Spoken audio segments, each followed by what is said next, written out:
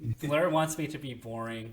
We are I here. don't, I don't, I don't want you to be boring. I never said I want you to be boring. We are here on the Commentator's Curse today, featuring the Crimson Blur and Taffocans. What is up, Crimson Blur? Tafo, I didn't mean you to be boring. You have so much personality in that beautiful soul of yours. I just thought the singing was a little much. Starting to Dude, sing. That's all I'm saying. dude, we got Sajam in the Twitch chat. Did you actually listen to his commentary last night? By the way, No. dude. So Leffen went to Wednesday night fights, and whenever Leffen was on stream, he was just making up Smash terms and just saying it's like, "Ooh, Leffen went for the tomahawk, empty jump into maneuver," and then he was just like saying, "Oh, he wave dashing. Oh, he's going for the tech chase. Oh, he wakes up, spot dodge shine." Like he actually knows his terms. Well, there you go. Wouldn't be surprised if Sage Ham watches some Smash. He He seems to watch every game. I he, watch his DBZ videos because I've been trying to learn DBZ a little bit, so dude, learn a we little bit. should have him at an FGC event like Combo Breaker. We should have him like commentate a block with like Toph or something. Yeah, it might be good. I love Sajam. He's the homie. Anyway, enough about Stage Jam. Even though he's in the chat, we got a hot slate of things to talk about. I actually think it's quite a full show. Maybe the most full show we've had in a Two very weeks. long time. I mean, like 2 weeks. What do you mean? I mean, 2 weeks ago was a pretty banging show. Oh yeah, that's when the Smash Switch was announced. Smash Yeah. Five. So, Uh, by the way, are we calling it Smash Five or Smash Six? I'm calling it Smash Five. I don't care what anyone says. Even But then sadder. I don't really call Melee Smash 2. Melee's just Melee. It's just such a beautiful name. Um, I don't consider the 3DS version and Wii U are similar. Though I always called Wii U. I never called it 4. So I'll probably call the Switch version too. I'll just call it Smash Switch. I expect to. I mean, so is this the first topic we're naturally going to go into? Well, let's talk about for the people at home what we're probably going to talk about.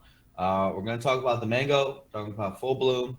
We're going to talk about the Stay of Smash commentary. Your boy put out a tweet this week. It was completely misunderstood. I feel like no one understood it. So I want to at least come in and clarify to the people at home what I meant by that. And of course, the way to do that is to come on this show and talk to the people who are already, kind of I feel like people who watch the show probably understood what I meant more so than the people at home, Yeah. than the average people. But hey, I want to clarify at least to the faithful what I meant.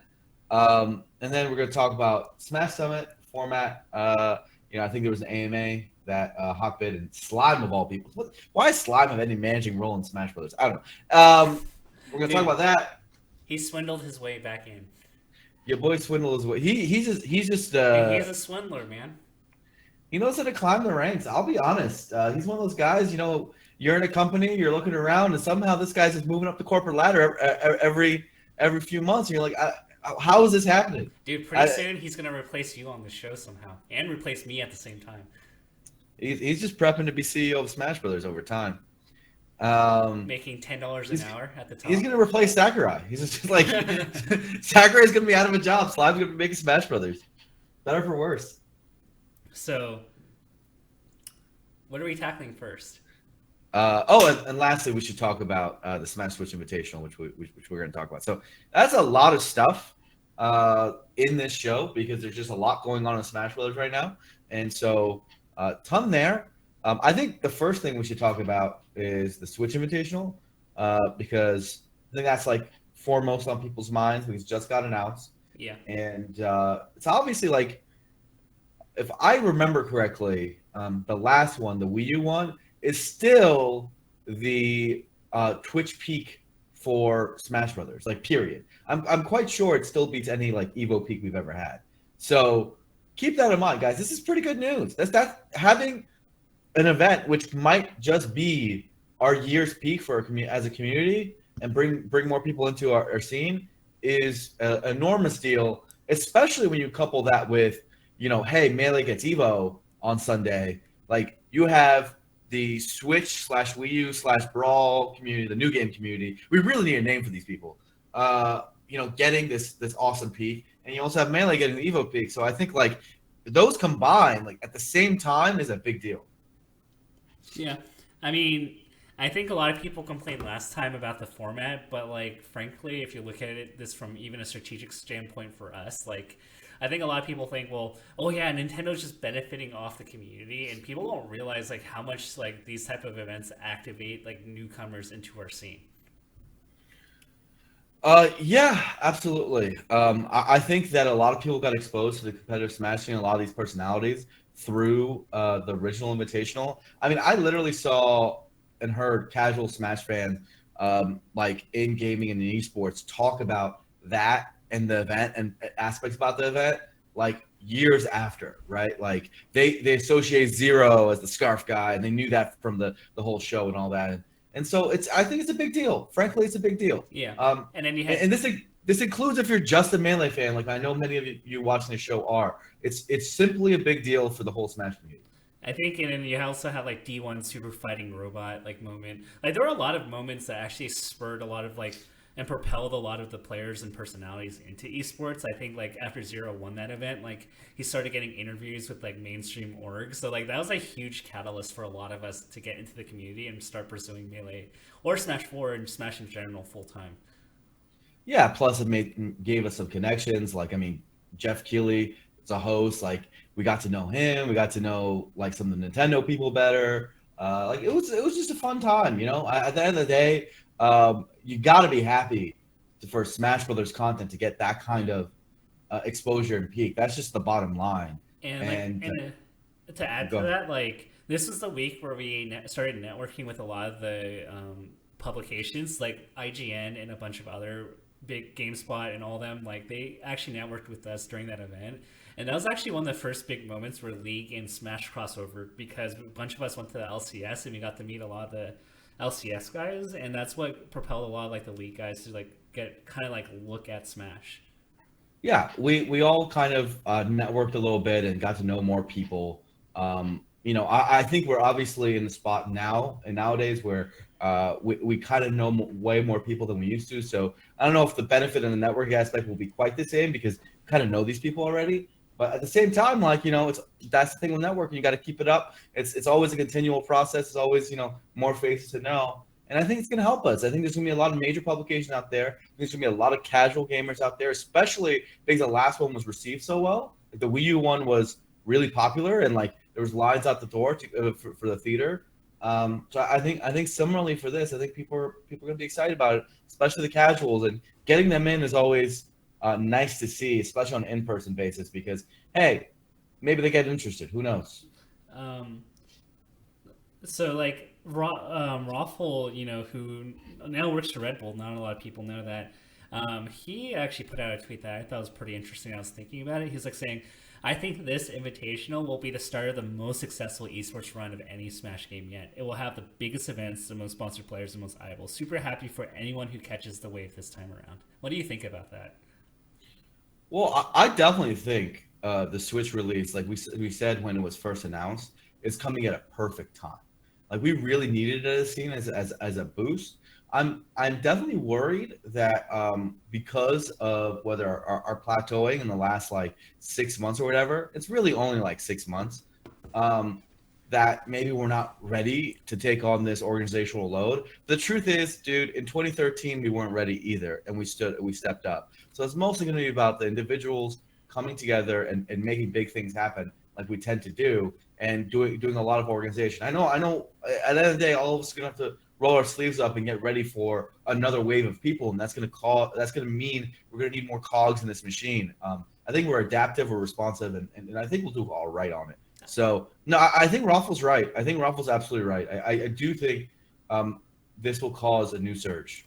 It really will. Yeah, and I think what's like really nice for us for this is that correct me if I'm like if you disagree, but I feel like most people bought the Wii U because Smash was coming out. But this time around, it's like a lot more people have the Smash or the Switch, and they're like, "Oh gosh, it's cool that Smash is coming out." It's like there's already a user base for the Switch, whereas last time there wasn't as much of a user base for the Wii U, and a lot of people were forced into buying a Wii U just for the sake of Smash.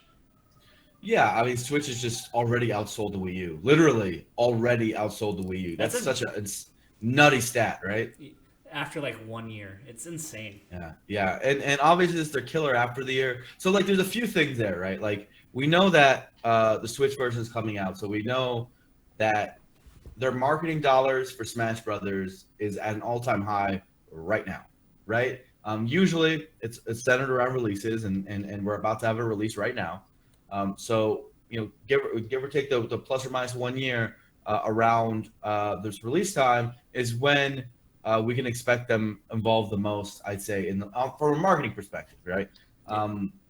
But hopefully they do ongoing support after that. But the point is that that's going to help us because that means they're going to be spending money, time, effort, people on marketing Smash Brothers. And esports is always a weird line where like there's the esport and then there's the actual game, and we have to come to terms with the fact that the success of the game is very related to the success of the esport. Like it's just the truth.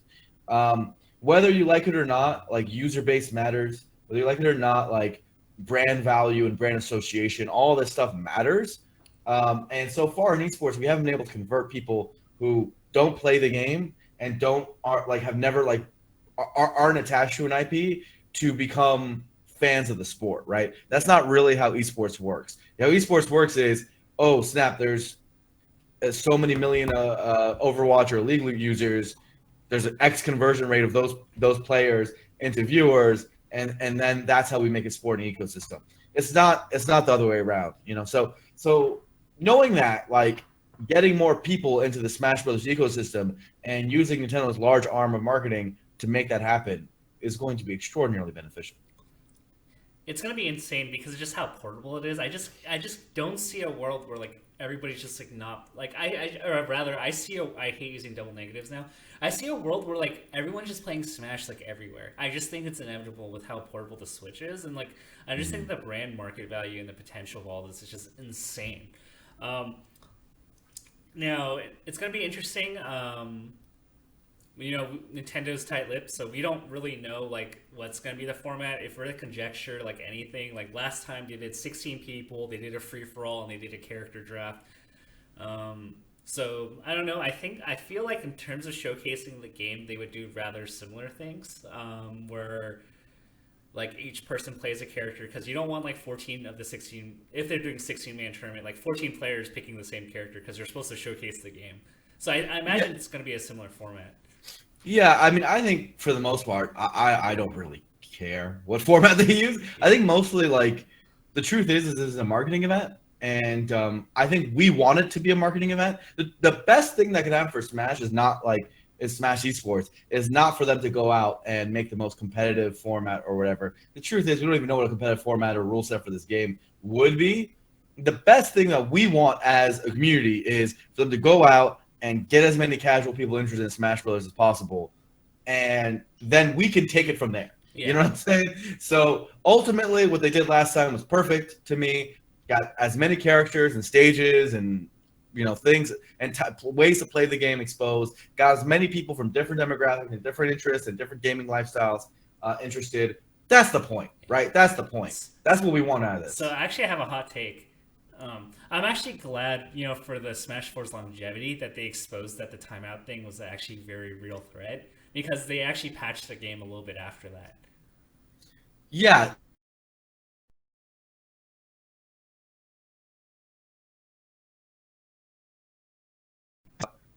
It was a rough one. And so like Wait, Blur. Yeah, what's up? How you doing?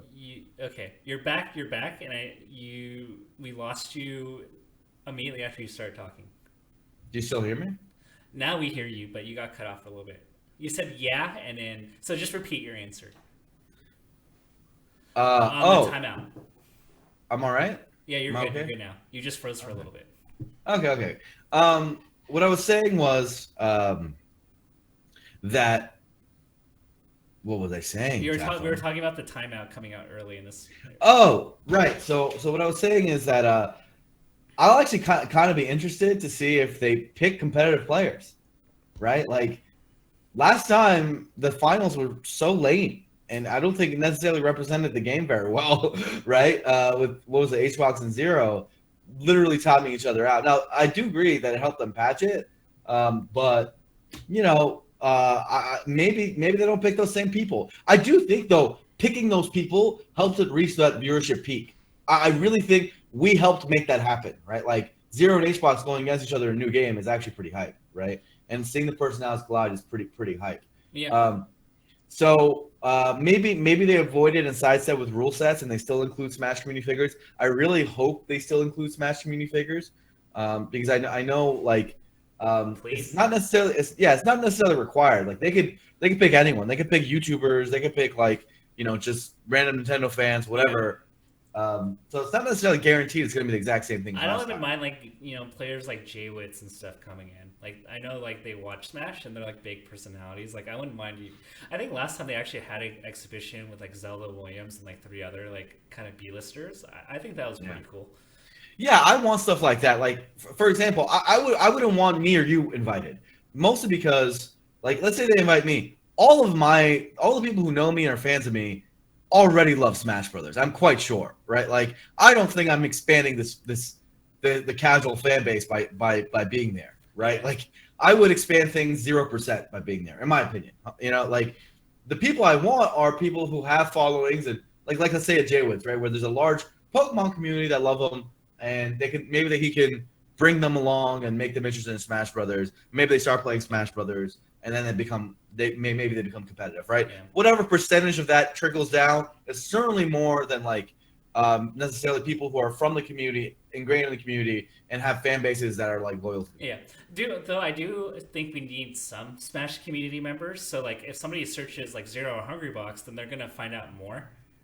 They're like going, oh, I wonder who the Zero or Hungrybox guy is, and then they go on YouTube and they find more videos, and then that kind of goes down the rabbit hole. So I still want like enough of a competitive scene presence too. I think so too. I think like it also gives storyline. Like let's say Zero's there, right?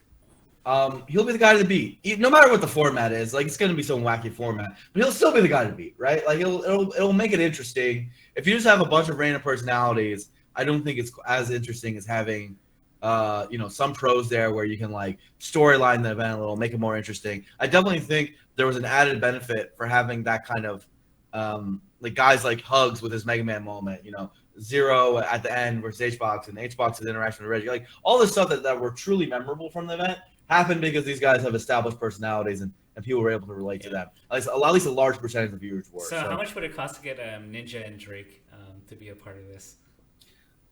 Drake, an extraordinary amount. Like, isn't that guy's like to book him for an event like over $1 million? Like, it's probably something absurd. To maybe just for like this, instead of like us paying $1 million, he can God's plan the Smash community by like coming and doing it for free.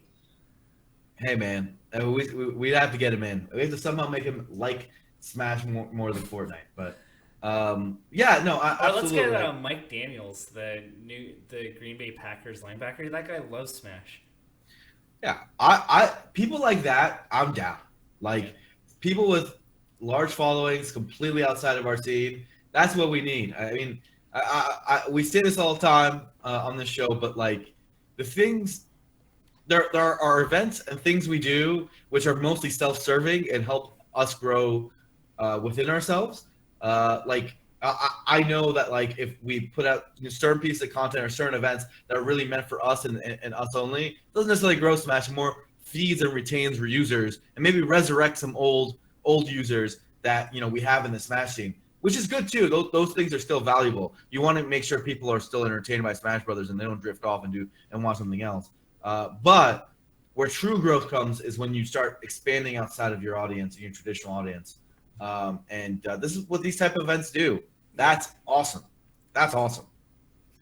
It's exciting. Now we're talking about community growth and bringing people in the community, but there's been something on your mind that may inhibit new viewers from staying. Can you tell me what you're trying to transition to? I think I know. Are you saying the commentary rant? Yeah. Okay, so all right, let me read out. Here's how I want to do this segment, right? Let me read out what I said, and then I want to actually read out comments. I know this will sound crazy. I want to like read out comments from fucking Reddit about how it was taken, and like I almost want to like reflect on it myself to be like, what could I have done better to make my point, you know, Well, like to taken back. be perfectly honest, the non, you know, webcam with tone and accent and meaning behind your words doesn't really show on Twitter. So admittedly, I you look incredibly pretentious from the outsider's view. I think so too. I think literally the blur without tone, inference, and clarification And is trash. charm. And it's my charisma actually that we're really talking about over here. Yeah. Without that, like I feel like things I say, like especially with those limited characters, end up seeming super like blunt. So And while you're scouring for tweets, I'm actually gonna use the restroom and then I'll be right back. you know what I'm saying? Okay, Taffel, you can use the restroom. Actually, we don't need you for the segment. So let me read what I said and what I'm trying to mean and all that stuff. So I said this is response to What is Fear. What is Fear is the homie. He used to work at Red Bull. I met up with him in Japan. He went to Evo Japan. He's actually OG in the Smash Bros. Community. SoCal guy. Great guy. You guys love him. But the point is he's a guy who's actually in the esports industry, so he knows what he's talking about, straight up. And he said, after watching video game tournaments with me for the last 4 months, my girlfriend, who's also a wonderful girl, met her too, says the Smash commentators need to step their game up. She said, why aren't they talking about the game? Are they even taking this seriously? I'm not listening anymore. I can't. Y'all are killing me. Right? That's what he said. So I responded to this. The Blur responded to this, saying, I've been asked a lot why I stepped away from Smash casting, and this is why.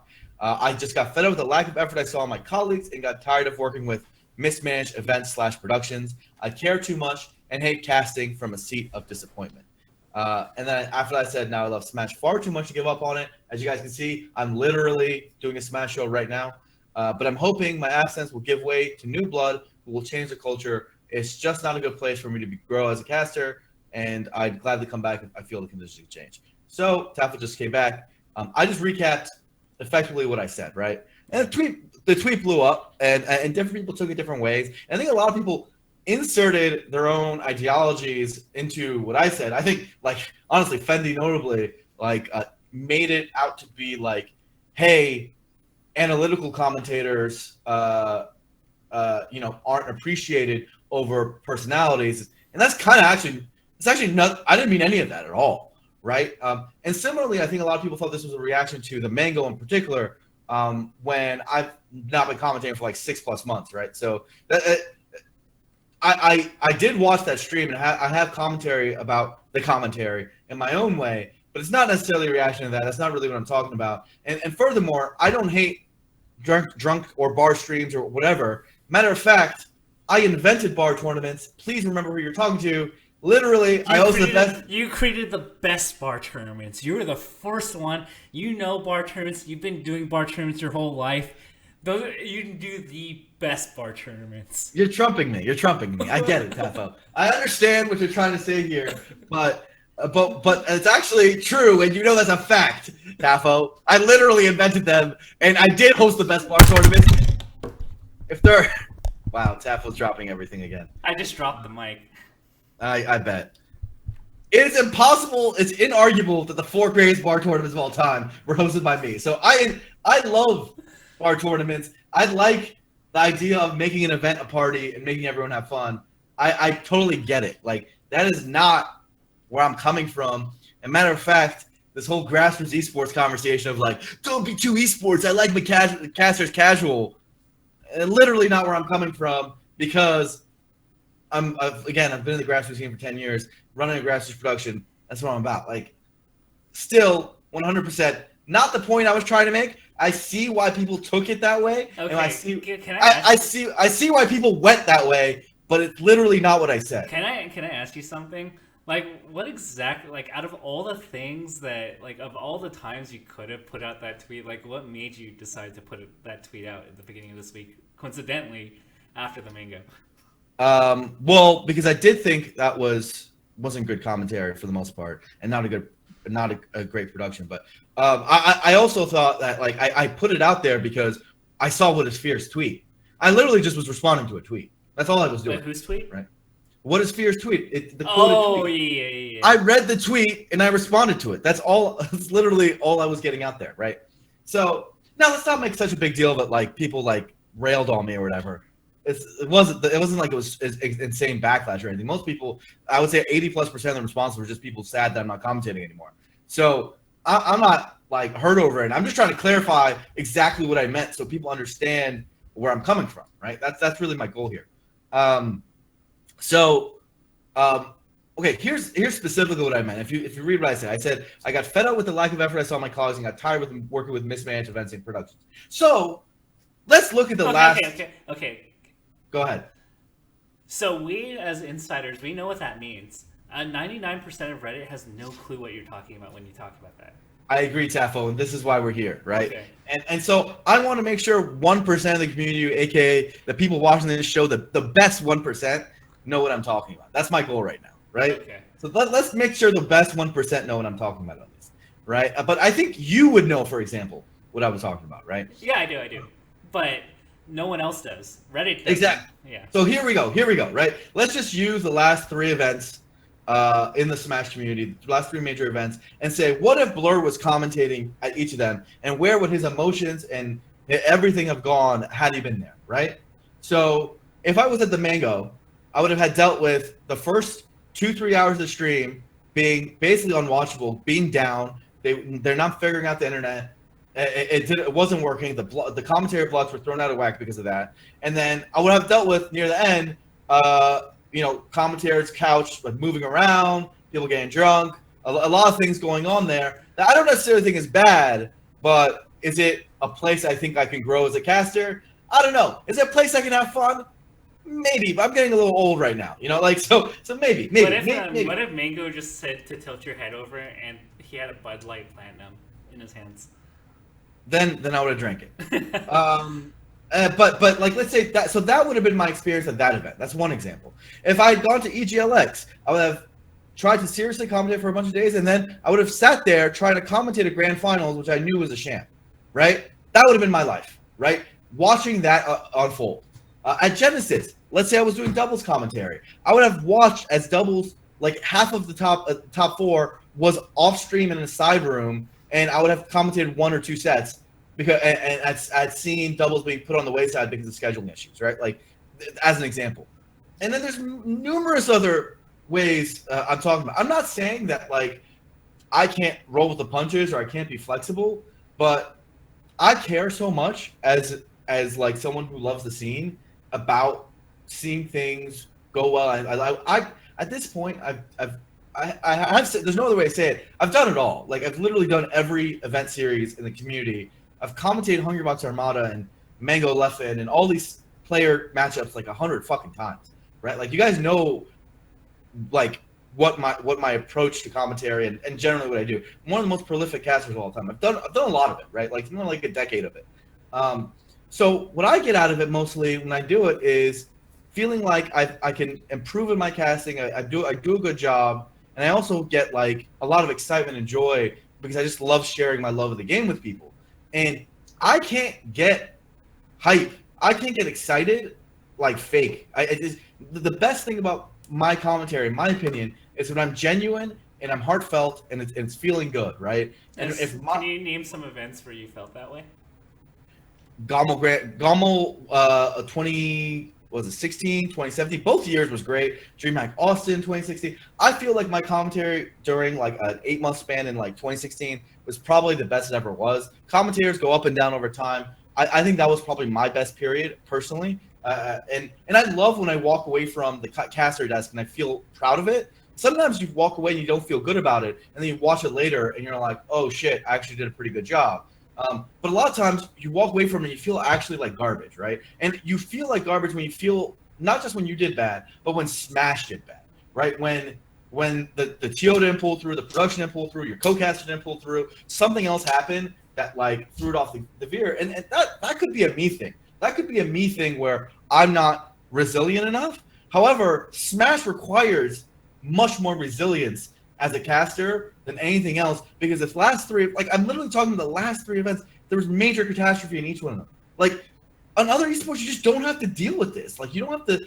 go through those hoops and don't have to deal with it. And so I have to constantly weigh that on there, right? And then when I say I'm the lack of effort of my colleagues, I did mean co-casters as well, because the truth is, if you're behind the scenes, I don't just mean like their research or if they're prepping or whatever. It's a little disappointing to see, Smash casters literally not watch Smash for 4 or 5 months and then walk into an event and hope they can do well. Whatever. That's disappointing, but fuck it. They're still doing a good job. We can still hang out and have a good time and try to put out a good block. And usually it ends up working out pretty well, right? That I don't mind. What I do hate is people are late all the time, like literally late to their blocks all the time. They bail on their commentary block and give it to another caster all the time. They don't end up performing their casting duties professionally, or they get into fights with production in various ways, or like things like they'll do small things that like you guys can't see it because it's behind the camera that end up making the production worse, right? Like those sort of things get to me, and I think it brings complacency out in myself too. Like the moment where I straight up stopped casting, I think my last one was Big House, because I showed up for the first time in my 10-year esports career. I showed up late to a block. You missed. Right? I had to cover you out of the blue. You covered me, and I at that moment I was like, dude, I'm so fucking done. Like if I can't get up and be the professional and like be an example, then I'm hurting the broadcast, and I don't want to be a part of the problem, right? Like, and I felt like at that point I was at such a low point with casting. I wasn't having fun with it because of aforementioned reasons, and I wasn't feeling good about it. That's why that happened, right? Like and I didn't want to. That's not me. I don't want that to be me, right? So I said it's better for me to step away, because I felt like I was adding complacency to the ecosystem by being like that. And I especially saw people like, let's say DJ, who I advocated for him getting a bunch of the slots lately, and he has been getting those slots because I've been really pushing for him to get slots, and same with Chillin and a few others.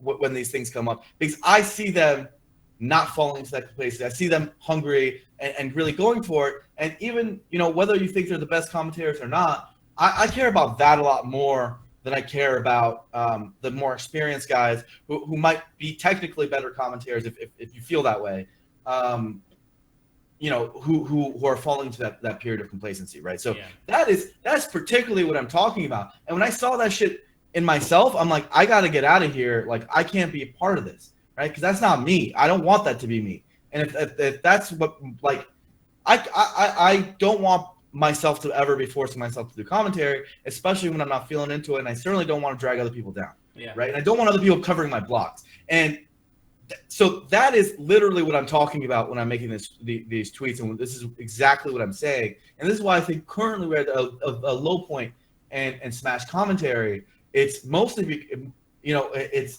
this stuff coming as a wave, mostly because maybe it's because of burnout. I can't tell. It's been a bunch of years now where Smash has been quote unquote esports. It's grown a lot, and a lot of these guys, went around for a long time doing 30+ events a year, and it kind of became samey to them. So they start phoning it in.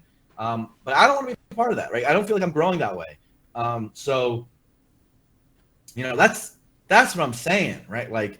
I agree with the general sentiment that like bailing might not make it better, but I don't think that's true if I don't think I'm doing a good job, right? Well, like if I'm part of the reason why it's bad, I should bail. Is the way I look at it. Well, I think what it came off as is what your tone came off as is I'm so much better than everybody else at this commentary gig that everybody else is dragging me down. So like I don't want to put the effort in because I'm so much better than everybody else. Is like how it read. Yeah, and I'm sick of fucking commentary. I know that, but that's not what I'm saying. It's actually the opposite. The opposite. What I'm trying to say is that these factors have made commentary a lot less fun and enjoyable to me. I'm not getting what I need out of it, and it's made me complacent and jaded about the process, especially when I see Smash events go wrong. And so I don't feel like I'm contributing to the ecosystem. And I'd rather these blocks, which I get, which frankly, they're still top 8, top 16 blocks, whatever. I'd rather go to someone who's hungry and would take those spots like a DJ or Chillin or whoever, because I think they'll do a better job. Like, I think my peak, my prime, maybe I'm the fucking best. I don't know. I'm really good. But when I'm not feeling it, I'm like a guy whose superpower is being enthusiastic without the enthusiasm. That's not good. Like, it's just not a good commentator. Yeah. I So think I don't want to be that. I think the big issue I had in examining this, I'm like imagining like I'm a Phil or a homemade waffles, or like Brandon, for those that are unfamiliar. Like, I think kind of issue that I found with like other people is like, let's say you go to like a grassroots big event, like Big House or Genesis, like they don't have a big budgets, and oftentimes when you do commentate for them, you're not allowed to play. So if I'm a Phil or Brandon, like, you know, they don't have like big jobs outside of Smash. They go to an event, they pay for their flights, they pay for a hotel. They do their entire weekend's work is dedicated to commentary, and they get like $400. Like, that doesn't cover their flight or hotel, and so from their minds, they're just like, why am I doing this when I'm spending this entire weekend here and I could just play? And so it kind of becomes disheartening when you're putting all this work, but like you're coming out negative for a weekend. And passion and like having the drive to constantly improve and go to these events weekend after weekend like becomes like demoralizing after like not getting paid like very much, or like it just barely covers like your travel and your Yeah, Tev, I'm going to disagree here. But sort of. I kind of see what you're saying is that wears you down over time. I see it, but I will say there are events where, like, I have been responsible for paying for people, and I paid people what I consider really good wages, and they fucking bailed, were completely unprofessional, didn't show up to the blocks. All these things still happen, right? No, I mean this has happened multiple times, and they've all had the conversation, right? Okay. So hi. So I'm speaking up. I think so. You know how I put out that tweet about networking and like how like there's people on my shit list that I'm never gonna recommend. You know, it's kind of funny. Like, I actually talked to some people who like when you talk about unprofessionalism and issues that come up, like these people immediately come into my head. Like, yeah. And for some of them, I was like, no, like you're cool, like I like you. But I also kind of snuck in but by the way, I've heard down the grapevine that you have been unprofessional in blocks. You've been missing blocks. And so I hear that some people are being peeved about it. And they acknowledged it, but that seemed like the first time that they were actually scolded and realized that there's consequence to like being unprofessional. I think okay, so here's what happens in Smash Brothers basically. Is even when you pay them, right? A lot of commentators go into events with a preconception about the importance of the event, right? You know, they use that either as an excuse or as a reason to not do a good job or be unprofessional, right? Like if this makes sense in Smash history, like you shouldn't commentate a local the same way as you commentate like a major or premier event, right? Like that part, I get where that core sentiment is coming from. But I feel like it's independent of professionalism, right? Anyway, keep going. Right, and that's what I'm getting at. Like, basically, they take that and they go like the extra mile with it. And if you're a TO, you're like, no, please take my event seriously. You're here to be on the microphone to represent my event. Why the fuck? I didn't ask for this, right? Like, you're supposed to be one of the best. So, like, these same people, you won't see them necessarily doing this shit at Evo. But they'll do it at other events, and like that's I've actually seen it at Evo. it'll also happen at Evo sometimes. So like honestly, there's just no justification sometimes. So maybe we're reading too much into it, but the point is that like the hardest thing about commentary, in terms of like choosing people to pick and picking the right people and whatever, is that, as I've said before, commentary is a talent-based game. And we've invested a lot into the stable of people we've had, and when they all like, as a unit, and I include myself in this. Like I said, I think I was part of the problem. That's why I stopped. When we as a unit fail, it's not like you just wipe the slate clean and get like 6, 7, 8 new casters and like start all over. Like those 6, 7, 8 new guys are just not going to be as good.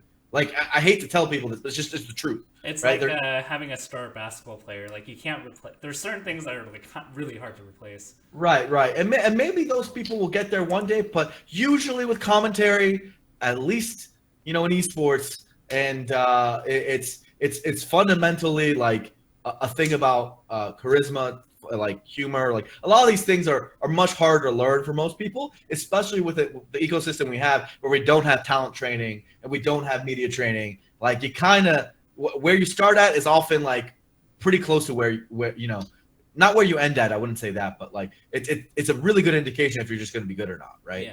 Yeah. So it's really hard to just wipe our slate clean or anything. It's not like we have a full replacement list for these people, and so I mostly want our core group of people to just step it the fuck up. Like these same people were at some point good enough to be considered godlike, right? Or really good or impressive. And I include I think at one point I was a fucking godlike caster. Like I was legitimately amazing. 2016 was true peak Blur.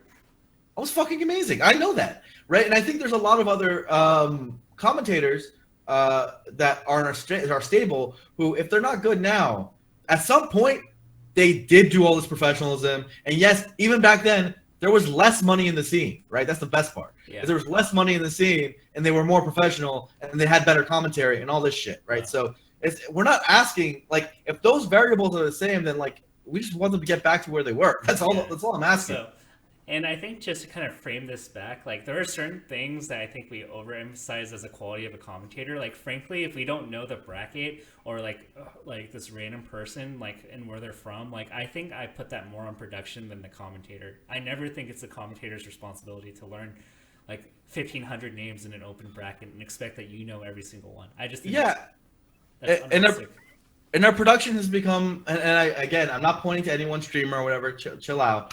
Our productions have become complacent as well. They a lot of them just walk in with, repaleting the same overlay, changing the logos of the event, and walk in, walk out. Like you literally can make comparisons year on year, from event to event, and be like they took out this feature of the production, they stripped this away, and all that. Like that happens too. Like we have moments like, let's say DreamHack is an example, right? And these are things that frustrate me that you guys might not see behind the scenes. Remember that the famous Music King interview I gave, right? It was like 25 minutes of me interviewing Music King when he was super emo, right? Now, I did that, and it ended up actually working out in a way where it was really endearing, and a lot of people liked it, right? So shout out to myself for picking that up. But I was like, literally, the reason that happened the way it is that there was the stream producer had their headset off and was talking to other people. I was out on the rope, like basically trying to talk to Emo Music and be like, someone save me. And no one was paying attention to the actual broadcast during broadcast hours, right? No one through production. Like that shit happens in Smash Brothers, right? Like these sort of details, like all the time. And you have to deal with it all the time. And so like, I've tried, and I've tried for years to be an example and help lead it and make things better. But, dude, when you work for that long and and you see the people around you not giving a shit, it sucks, man. Like I in esports and in general in life, all I ever ask for is to work with people who give as much of a fuck as I do. Right? That's all I ever ask for. So you're like the Leffen of commentary. Maybe. Anyway, keep going. But you get what I'm saying, right? Like, yeah. I that's all I ask for, and so my disappointed dad routine only works so much, right? Like, I at some point you just got to be like, dude, I'm not learning anything here. I've commentated for like a decade. I'm not adding anything to myself. I already have whatever following or whatever I get out of Smash Brothers. People already fucking love me. Like, it's not going to this one event's not going to add anything here. So. If I'm not passionate about it right now, like, what do I have to go with? That's but we have to give a shout to to kind of steer this positively. The Canadian homies, War Champ and Master Dalk have been amazing. But yeah, I mean, like, I think there are a lot of things that, like, I as a commentator or commentators can do better, but I don't think a lot of people realize, like, where commentators are left to hang themselves, or they're left hanging themselves dry because the communication and the production is just not there to put us in a place where we can succeed. Like I don't know, like you take like round two, like let's take round one pools for example, where like a match just ends, you have no clue what the next match is. The next match is not even ready, and they're looking for the players. You don't know who the players are, and then all of a sudden they come on, the names are off, the game count's off, and you have literally no clue what's going on. Like it's not realistic to know who that player is all the time. Tafo, I can say this without a doubt. There was a string of events, I would say probably 4 or 5 events, where I filled 45 or more minutes of straight dead time on stream. You remember these, right? Like I was Remember when bitching we about. did like the episode of Commentator's Curse live just because of the nature of it? Didn't me and you do an hour and a half straight? Now we do this show, so we're good about filling time. We were the know perfect what- people to fill that time. It was a DreamHack. Yeah. It was a DreamHack Austin. Yeah. And you know what was funny was I was not even scheduled to commentate. I got asked last minute because one of the casters that were getting paid for this got sick. Rant time. Literally every TO owes me money because I had to backfill people who were actually getting paid, and I didn't get anyone's cut from any big tournament. I've probably covered at least like 7 different tournaments where somebody got sick or didn't show up, and I had to commentate. Yeah, and by the way, people seem to get sick a lot when they're getting paid because they end up getting paid anyways. But that's just not saying they weren't sick, but it seems to happen. It seems to happen sometimes. And then they come in day 3 they're not sick, which is always interesting. Yeah, the top they're 8. sick. They're not sick for their 10 a.m. block in the morning, but mysteriously on 4 p.m. on Sunday for top 8, everything's just magically like perfect. Yeah, then they're fine, right? That's great. And this stuff happens a lot, guys. That's what I'm trying to say. So me and Tafo for like an hour and a half, literally didn't know if there was going to be a match coming up. Like if you told us beforehand we're supposed to fill dead air for an hour and a half, we would have done a real preview of the tournament. We'd have done something with it. But when any second you're thinking, are they bringing up in a match? What's going on? You're trying to listen to your headset to see if there's anything happening. If you need to update people, you can't really go into long form conversation because you think you're going to get cut off at any point, right? Yeah. And this is not like it was an isolated incident. We're talking about I've had, because I'm usually given the early blocks because I'm the one guy who shows up usually. There was one time I did not at Big House. Right. Big House didn't show up. That's what I'm saying. Up until then, for like a decade, I had literally never missed a block before. So I'm always given the fucking 8 a.m. or 10 a.m. because they know I'll do it, right? And so a lot of those blocks, like the tournament's just getting set up, the stream's not fully set up, they don't have their first match ready, the stream runner hasn't showed up yet, whatever, like a million different reasons. And I gotta sit there, and I'm scheduled for a 2-hour commentary block, and I end up commentating one set because I'm literally filling dead air for the rest of the time, right? And since I'm the nice, friendly guy that everyone loves, I'll fucking, in terms of the people in the production or whatever, I'll do it because I care. But, dude, you do that enough times for, like, hella events in a row, and it's super frustrating as a caster. Like, you're not even commentating anymore. Yeah. Like, you're not even, like, that's not what you're doing anymore. I think the hard part is that you're being strung along because it's like you said, if you had like a 2-hour block and you just said preview the bracket and just talk about the event, that's fine. But it's like, oh, are they going to do an event? Are they going to play their first bracket match 5 minutes from now, 10 minutes from now? Like, and you just have no clue. It's like the worst feeling. Yeah. So this is what I'm talking about, guys. Like, again, I can't say that I feel like the ecosystem's better in this respect because I literally look at the last 3 events and I would have sat there on the commentary desk in disappointment. I would have done the worst job with EGLX Grand Finals. I would have been just sad, right? That's not good. That wouldn't have been good. It wouldn't have been good commentary. I guarantee it, right? Like it's just it wouldn't have been what Melee deserves, and that's because the event didn't pull through, or like some circumstances didn't pull through, and that happens all the fucking time in Smash. It happens like every time in Smash. There's things happen, and I try to be flexible, but like it's another degree in Smash that we don't see in other games, and it's a lot of it's because of complacency, a lot of it's because of poor planning, and a lot of it's because people aren't giving enough of a shit. Like that is the thing that I just don't want to be part of. This is it's just not fun for me. It's terrible, and so I'd rather spend my time trying to fix the macro issues than flying around every weekend and seeing the micro issues and problems every single weekend and getting depressed about it. Like that's what happens. It's fair. So there you have it. That's what I meant. That's all I meant, guys. I didn't mean whatever the people took it off and said it with it. I'm not trying to be pretentious saying I'm better than all these other casters. Like nothing like that. In fact, I think the opposite. I think last year I wasn't good enough, and that's why I left. Like that's not what I'm trying to say. I'm literally just saying it's fucking frustrating to be a commentator in Smash Brothers, and it's not frustrating because of the money. Because I don't give a shit about the money, right? Your boys got bills. I not bills to pay, but like I got money. I'll be fine. I'm Persian. I'm specifically saying that like it's not enjoyable the way it is right now. Like Smash, can we just love some Melee right now? That's all I want to do. I'm still open to the idea of starting GoFundMe's to get Chillin and DJ some media training and just develop Yeah. them into AAA commentators. Yeah. Yeah, dude, they actually care. Yeah, I mean They genuinely care right now. they have like everything that you want, and just like some minor media stuff that's like super like easily teachable. Yeah, they're good, man. And I'm not trying to like put any particular commentator, production, or anything on blast. It's literally a holistic problem. It's literally the whole thing that I'm talking about. Please don't take it to mean it's any one person or anything like that.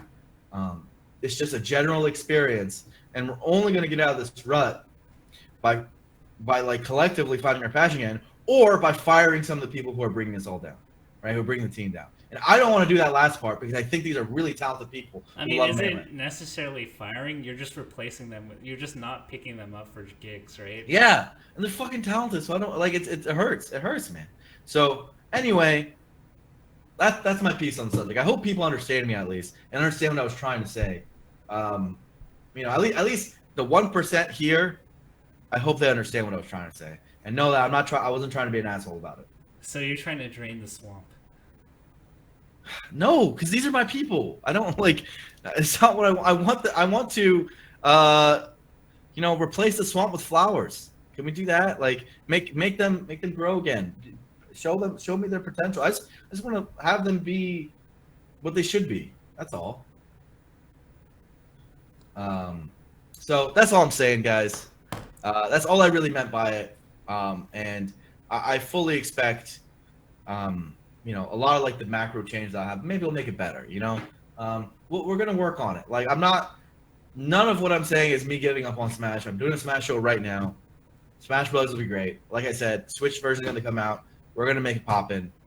And I totally have as much or more passion about Melee the game and the Melee the community and Smash the community as I've ever had. I love everything. I love everyone.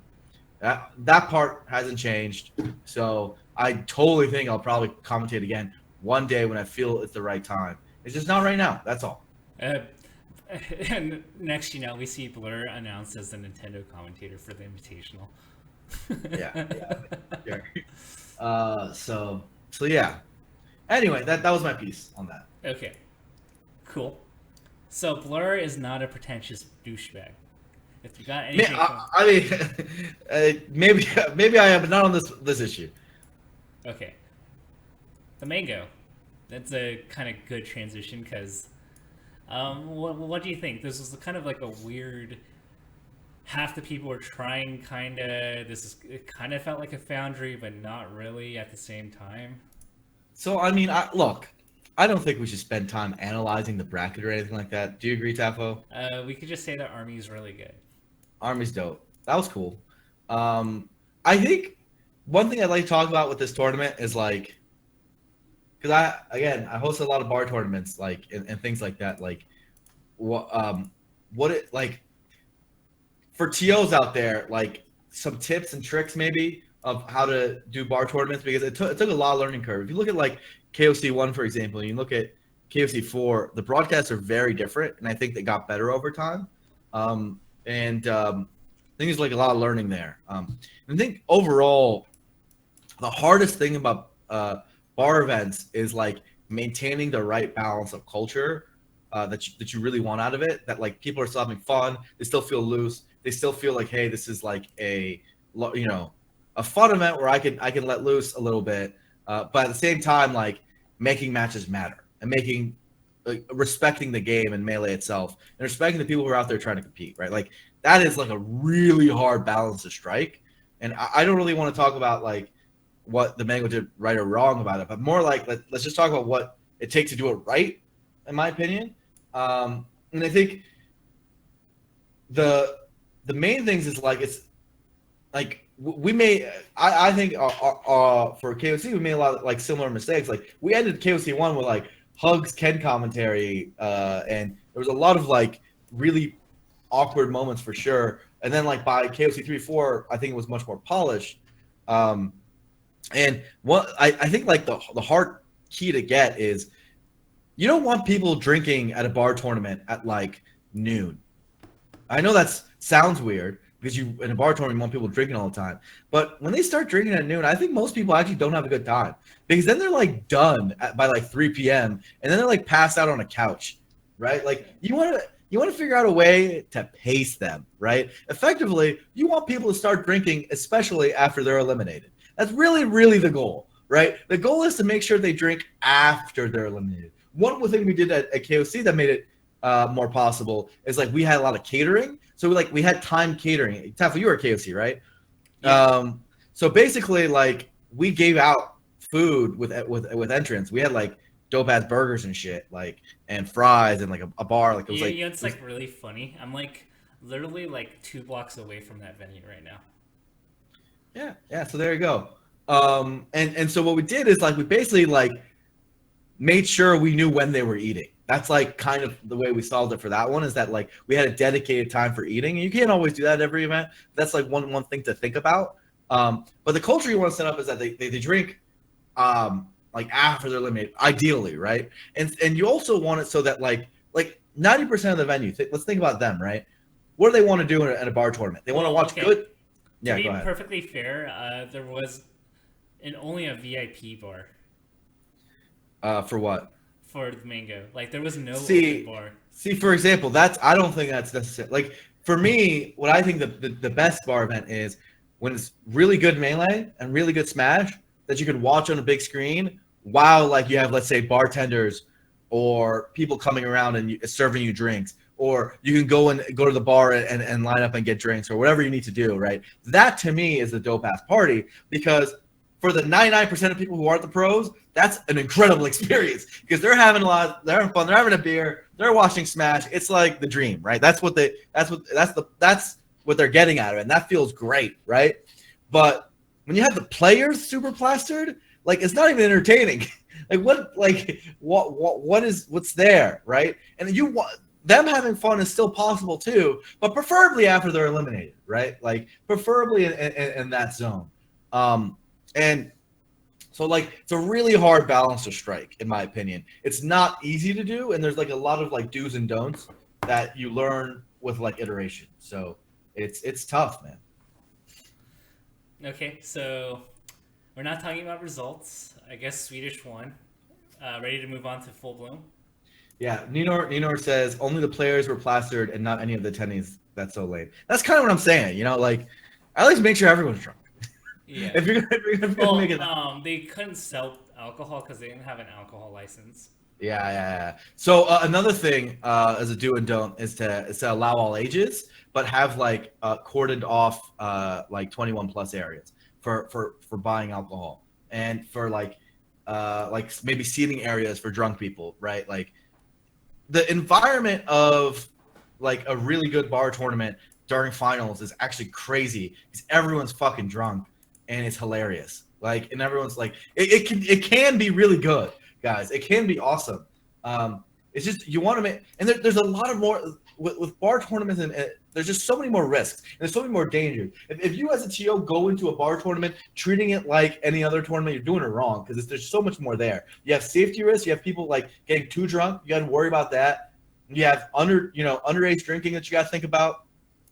You got to think about like what if again how does it affect the broadcast with the commentators? How does it affect the players? With that, you got to be thinking about people dropping out. You got to be worried about your TOs getting drunk. TO, you have to be the only one sober. It sucks, but it's true. You just can't. You got to be the one sober. Like there's all of these factors that go into it that makes it really tough to run. You got to think about it in a different way. So totally sympathize because I think like most bar tournaments are actually end up being pretty bad for these reasons. Like they don't end up being good. And I think like most of the streams for those tournaments, I know some people really like it and think it's funny, like Foundry Commentary, for example, but the numbers haven't actually shown that, right? Like Foundry, for example, right? It had like all the best NorCal players for such a long time. And then by the end of it, it was pulling in like 400 viewers, right? Yeah. Like you had like PPUS fat like finals and shit and 400 viewers. Like to me, that's a sign that that formula isn't as wanted as people think it is. I think there's a certain subsection of people who really like and think that drunk commentator, for example, is funny. I think there's also a large majority of people who are turned off by I it. think it Right? depends on people. If you have Alan go on, amazing. Yeah. And they Yeah. degenerated to like random NorCal players who thought they were funny when they're drunk sharing stories, but they're not funny. And then, Yeah, and some people, yeah, that's the thing too, is that some people are better drunk than not. It's very hard to scout who's a good drunk commentator, dude, right? Alan's Like like the best drunk commentator. some people who are good sober commentators are terrible drunk commentators, and like so a lot of like Foundry had a lot of like sick moments where it was like super funny. But if you actually watch like the whole broadcast, usually like 90% of the time, it ended up being like super, in my opinion, not very good. So like the 10%, I don't think is worth the 90% for the most part, in my experience, in that. And again, the numbers show it. Like an event like that should be doing far better, in my experience, in my opinion, than it ended up doing. And there's also like the concern of like, who are you pushing away during the broadcast? Like, I think at least I like to think that someone watches like the later Kings of Calais, and doesn't matter where they come from, if they're not a drinker, if they're not a, I'll just say it, like a dude bro, someone who's like super super into party, that they still enjoy that VOD. Like I like to think you watch Amsta versus Muchi King at KOC4, Smash is dope is your takeaway, and ultimately that needs to be the takeaway, right? Yeah. So like I like to think that, and the people were plastered at that tournament, they really were, but in the crowd mostly, um, and so like that has to still be there because you don't want to turn people away, especially because drunk commentators are so hard to control, right? Like we had the C word thrown out at the Mango, for example. Like maybe think about that when we talk about inclusivity. Like just it's really really really hard To be balance to fair, we strike. Like got I that said, guy off commentary, and immediately. he shouldn't have been on to begin with. I don't know how he got on. Yeah. So point I'm trying to make is it's extraordinarily difficult to host a good bar tournament. So I totally sympathize. It's not easy to do something like that. And like it's a very hard balance to strike, in my opinion. So you just got to think about the variables. And if anyone ever is hosting one, because I know there's not that many of these, literally hit me up for advice, and I can try to help out because again I've hosted more of them than anyone else. So Yeah. it's just really hard is the Yeah. truth to do it right, because you got to think about things like that you just don't think about as a smasher and smash geo often. Like you got to really really think about security, for example. You like it's really important. Lost and found matters. Everyone loses shit when they're drunk. Like all these small things that really really matter. So, like, I think you mentioned earlier, like, just because we're going with a grassroots like free talking event doesn't mean like completely unfiltered, like whatever. You can just swear and say like the most like inane shit. Like the people like when we talk about like grassroots events, like the reason why it works is because the people on the mic who are good at it are actually have charisma and they're charming and they're good storytellers and they're entertaining. Yeah. That's a whole world's different from saying the C word in other words just because you say, "Oh, I have free speech." Yeah, and again, I'm not saying it's a bad event. I actually think seeing Captain Jack on commentary was dope. A lot of it I was entertained by for sure. Maybe the timing was a bit weird because again, it feels like so many of us are like desperate for good melee because like EGLX was supposed to scratch that itch, and then the finals happened the way they did, and then we had February which had nothing, and like you have to go all the way back to Genesis for really good melee. So I think like this sort of event is appreciated a lot more when it's like in a period where there's a lot of saturation. You can just have fun for a bit. So I expect Full Bloom to scratch that itch though, and so it's still Yeah. it's a learning experience for everybody. That's And all. for what it's worth, the people at the event generally came out having a really good time at the event, and it was the second largest melee only event behind Gods and Gatekeepers. So the turnout was great, and most people said they would come back.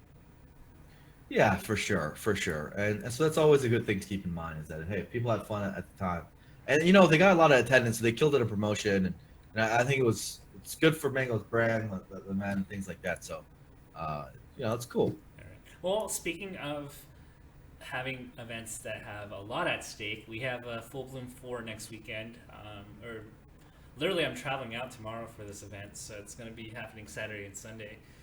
I gotta say, with the event camp, I'm looking at these brackets, and if you don't make it out of these pools, like I don't blame you. Like literally round two of like, if you're like a semi-ranked player, here are some of the matchups that come up after you win 2 sets. Shroom versus Cobb, Chudat versus Maybe. Like, it's like top 100 versus top 100 level players 2 rounds into winners. You have La Luna versus the Real Thing. The Real Thing did really well at the Arcadian. Laud versus Two Saints, third round winners matchup in pools. Yeah, I was about to bring that one up.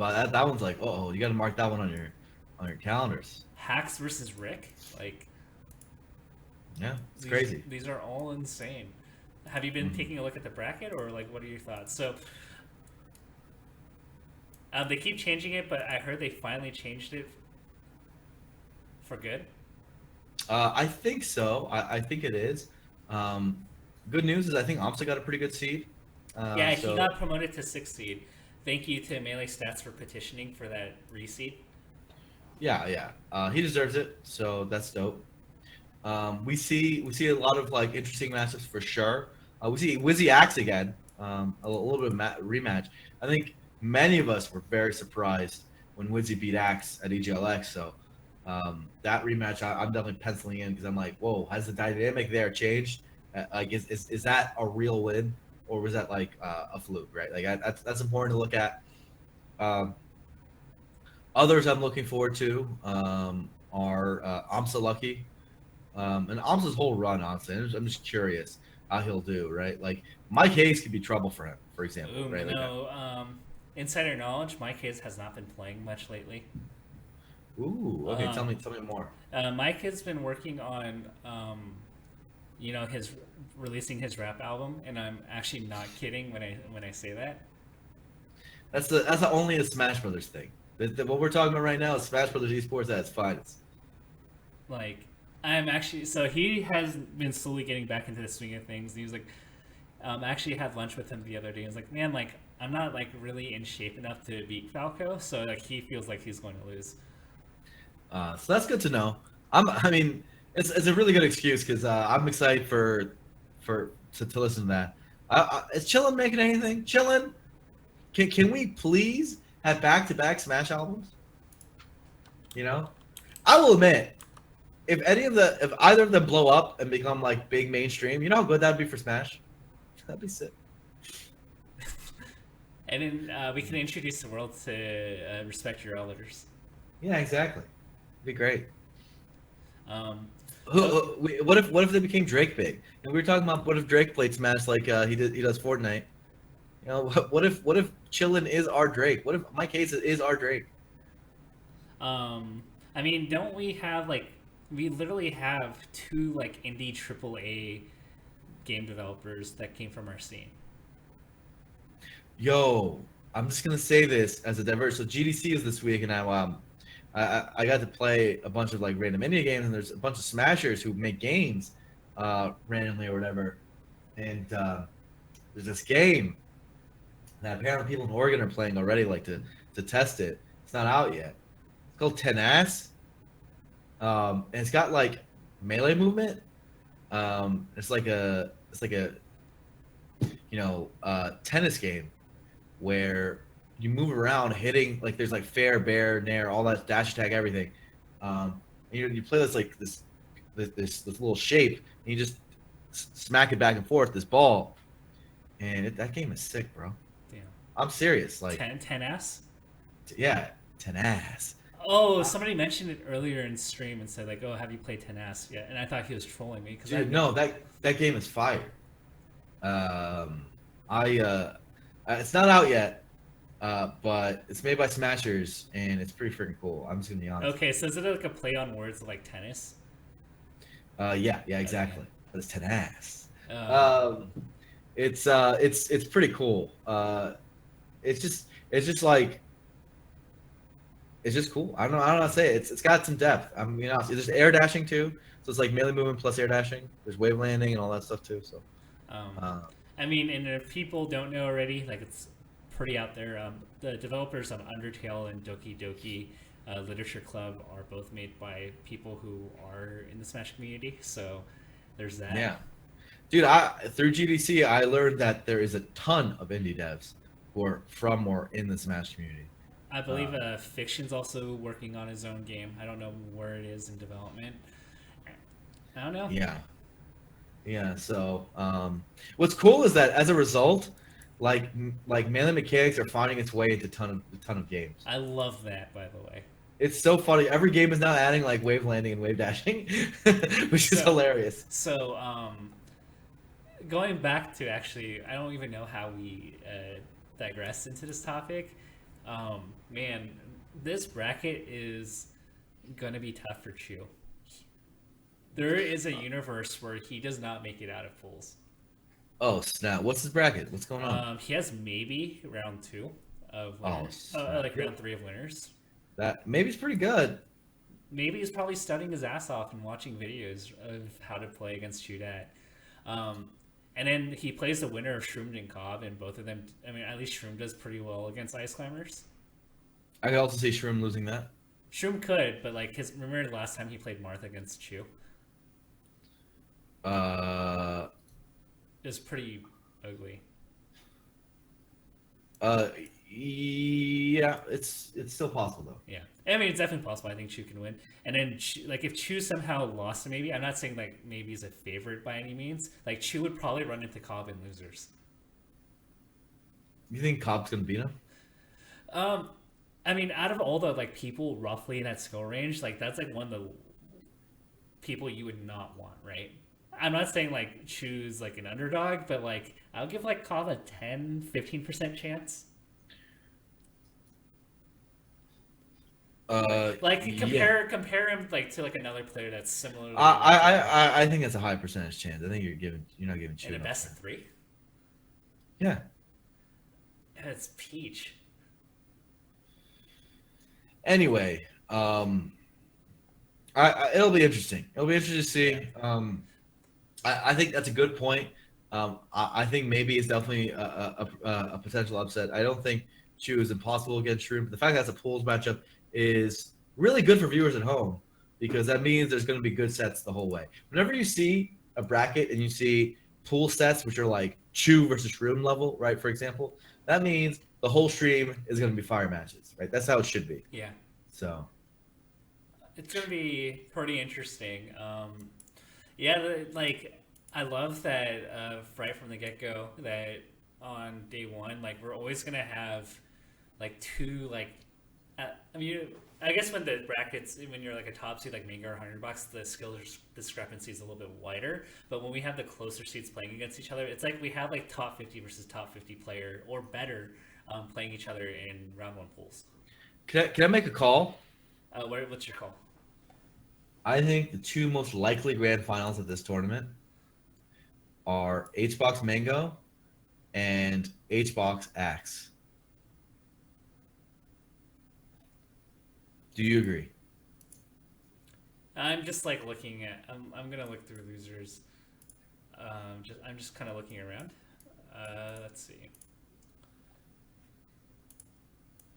We're assuming Axe recovers from that kind of questionable performance last week. Yeah, I think he will. I think he will. You don't think Wizrobe? Do you see a world where Wizrobe 100 bucks is a thing? I just think Mango's too tough, man. So I think Wizzy will run into Mango.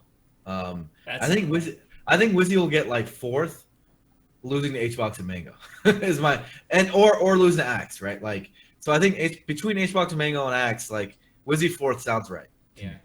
I'm actually like a little concerned about Mango's bracket. Like I'm not really worried about deck or bait, but like in my head I'm like Mango hasn't played it in a while, and like Dude, I totally think Amsa, Axe, like a lot of these guys. I'm less worried about Wizzy for him, but I think those guys are terrifying for Mango.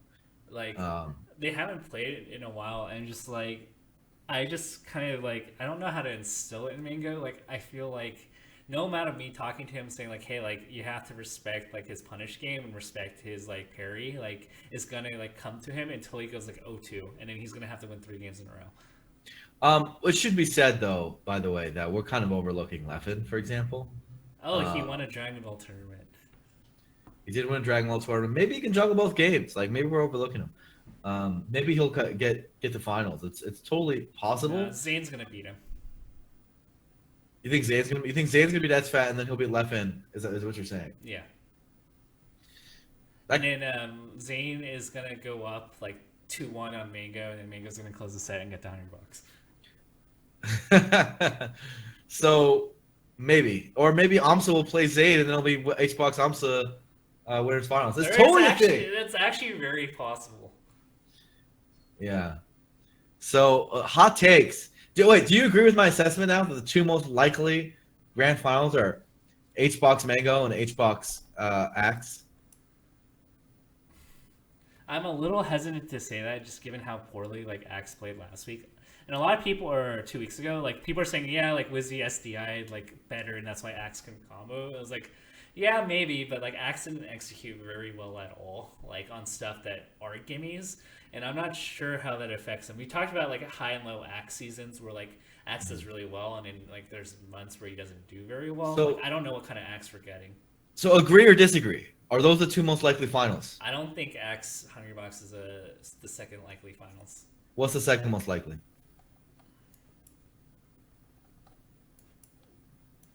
I'm just kind of looking at how the brackets play out. I can see HBox Wizrobe being a thing.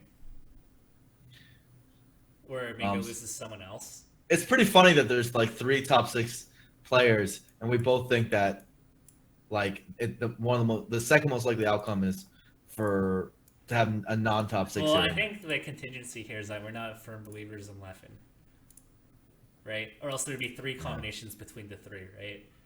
Yeah, I think one thing we know is HBox is going to be in Grants. Yeah. is more than likely, right? I don't see him losing to anybody here.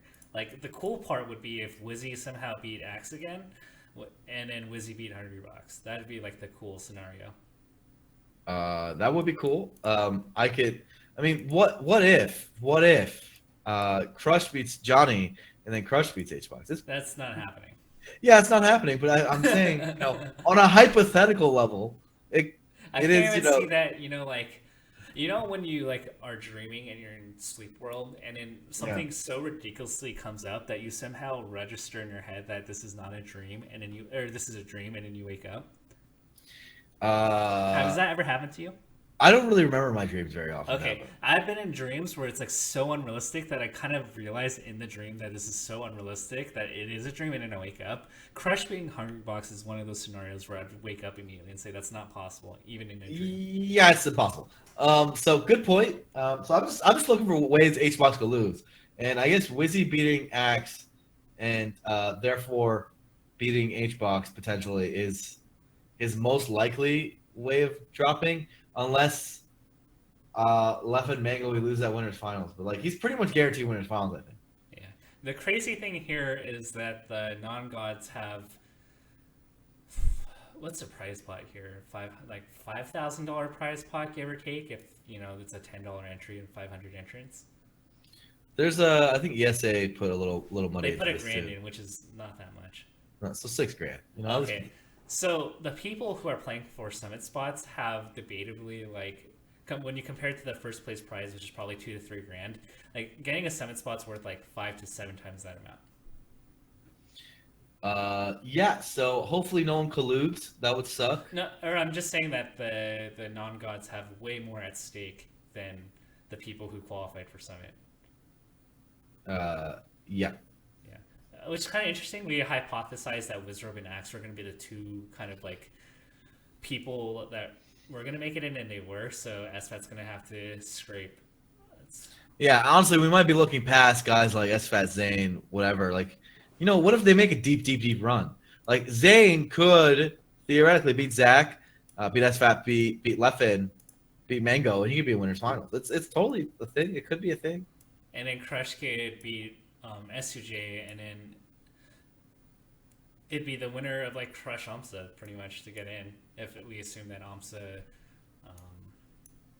actually no, that's if SUJ loses. Crush Lucky could be a thing. So it really comes down to like the matchups in the losers round of 16 and losers round of 12 to see like who has a good shot to kind of go deeper. Is Johnny's bracket screwed? What do you think? Does he lose to Crush? He has lost. He's like 0-3 against Crush. I think he loses to Crush. Okay, so if he loses to Crush, then he most likely has West Balls.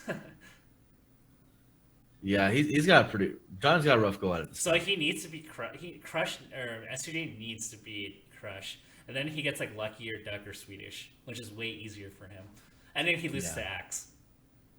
Yeah, so either way, like I think he's the best he can ask for is 7th this tournament. Johnny. But you need to. Oh wait, no, there's a lot of people now. When we first previewed these brackets, it was literally just like Leffen, Hungry Box, and like Wizzy or something. Okay, so what? I mean, this tournament's absurdly stacked. This is definitely the biggest tournament since Genesis, and it will be until May. So we think that because there's 2 slots, you probably have to hit 5th. Yeah. I think maybe not.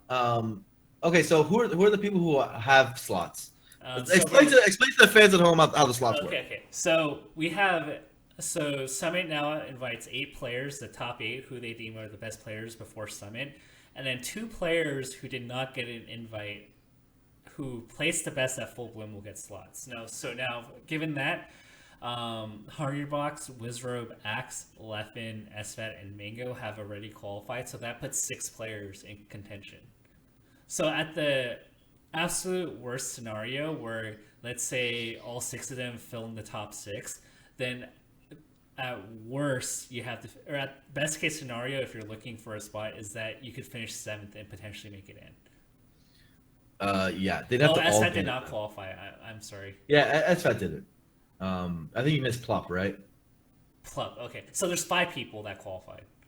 Yeah. So I think the most likely person to get it is Amsa. Of the group. Because Wizzy and Axe are the people who are qualified, right? So I think Amsa's got a good shot. No, he has to be lucky here. I just think that if you lose to lucky here, like you have to win so many narrow matchups, and like a lot of people point out Amsa's EGLX run, but a lot of those sets went to game 5 last stock, and those could have easily swung the other way. So he needs go ahead. If he loses to Lucky, he gets Swedish, which he beat last time, but that was like game 5, right? Yeah. So these are all close, and maybe Swedish is picking up on a groove. Like, that Mango run probably gave him a little bit of confidence that he sorely needed. So you don't know with it's not a guarantee that Amsa just beats everybody else. But out of everybody, I would agree with you that Amsa has probably the highest chance out of everybody here to get a slot. And for my second pick, I think whoever wins SFAT Zane gets it. Oh, really? So you think SFAT Zane? I think SFAT Zane chooses a lot. And the reason why I say Zane is that I think Zane actually has a good chance of beating Leffen in their current forms.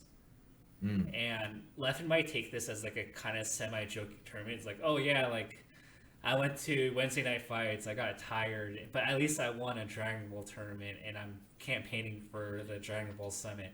So to me, like if Zane can get past SFAT, I think he has a good chance of getting to Leffen. And if he beats Leffen, that's guaranteed 5th. Yeah. Zane definitely has a Spaceys bracket, and my man can combo. So for sure, I personally, I mean, you might be right that Leffen doesn't take it seriously, but Full Bloom is like the tournament of like this 3-month stretch, kind of. You know what I'm saying? Right. Of February, March, April. So if he's not taking this seriously, he's not taking anything seriously. Because this is I mean, like you kind of look at his Twitter, right? Like he kind of has been pre-joning like 4 days before. Like he's setting up a narrative for himself. It's like, oh, like yeah, I've just been playing Dragon Ball all the time, and look at my hard work winning in Dragon Ball. Like, sure. I mean, it's possible. It's possible. I hope he doesn't, because the truth is, like, I don't understand what it goes through someone's mind traveling to the States and being a professional Smash Brothers player and like not getting up for an event as hype as Full Bloom. And to be fair though, Leffen and Mango are, I believe, scrimming right now, so they're putting in practice. Yeah, I think he'll get up to form in a week. This guy's really good. So I honestly think that like there is a chance that we're just looking past Leffen and we're completely wrong. Yeah, like that is totally possible. He could just win the event. Like that is totally on the table. I agree with you that I tend to think that that's less likely, and that I would be super afraid of, Chu, Shroon, Zane, Mango, Amsa, like all these people that are like in his path, potentially, that could really give him trouble. But Okay. there's also a chance that it takes him a week to get warm, and he'll be all right. Okay, so I just want you to like look at maybe losers round of 32, and Okay. also look at the winners like top 16 or top 24 or whatever, and look at how many of those people you just imagine like can beat Shu. Oh man, see, you're super low on Chu now, I aren't just you? don't think this You're is like gonna. you're talking like it's not a top 50 player. I mean, he is. It's just this matchup spread is brutal for him. You're talking about Cobb. I said Cobb had like a 10% chance of beating him. It's not a top 100 player. He like was close. Like It's close. It's close. I'm not disrespecting, but I'm saying that, like, okay, Taffel, right now, this pool of players honest, is like the worst. honest. I'm not talking about accomplishments. I'm not talking about anything. I'm asking for the rare, the coveted, the almost never asked for because no one wants it. Taffel eye test. Where do you think Chu as a skill actually is on a ranked basis? Like, what do you think? Where is he in the top 50 or whatever? I think he's like 20 to 25. Okay, so that's pretty good. I mean, I kind of agree with you. I think that's where I'd put him. But like, So so the big issue we have here is that Chu's gonna have to win multiple sets against people that like give him a hard time. Like, if I saw him like have like Ladandis like in a bunch of other people that like I feel like don't like the strength in Chu is that if he had Dreffen, Ladandis, and like I don't know, like some other Sheik or like some other player that just sucks against Ice Climbers, then I'd be like, okay, like Chu can get fifth. I just don't see it with these combinations of players. all right, look, man, Chu could be in for a run. I can see him being shrewd. Am I crazy? You're Why not crazy. is Dewan so good? What's like why do we have this narrative for Dewan? Dewan hasn't done anything. What's he done this year? We don't talk about Dewan. Dewan's done nothing. Dewan got drunk at the mango and passed out on the couch. Genesis, he did whatever he did at Genesis was so forgettable that I've already forgotten it. What else? What else has Dewan done this year? I don't know. He has a Reddit thread about him right now about how happy he is. So that's nice. He's living a good life. Like, just saying, we're piling on Chu, and we're just like, and Dewan's gonna go far. Like, what? What's he done? I never said Dewan's gonna get fired either. Okay, but they're in the same pool, you know?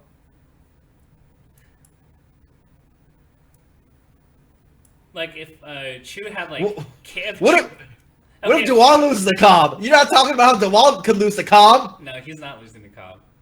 He's not losing the Cobb, dude. Absolutely. I'm sorry, Cobb. I mean, like, let's say if we rotated the brackets and like, let's say we gave Chu like, we gave him Ginger into like Captain Face Roll into like, I don't know, KGH. Like, I'd be like, okay, cool. Like, Chu's just gonna mull this bracket and get at least 13th. That's the way I see it. KGH gets no respect.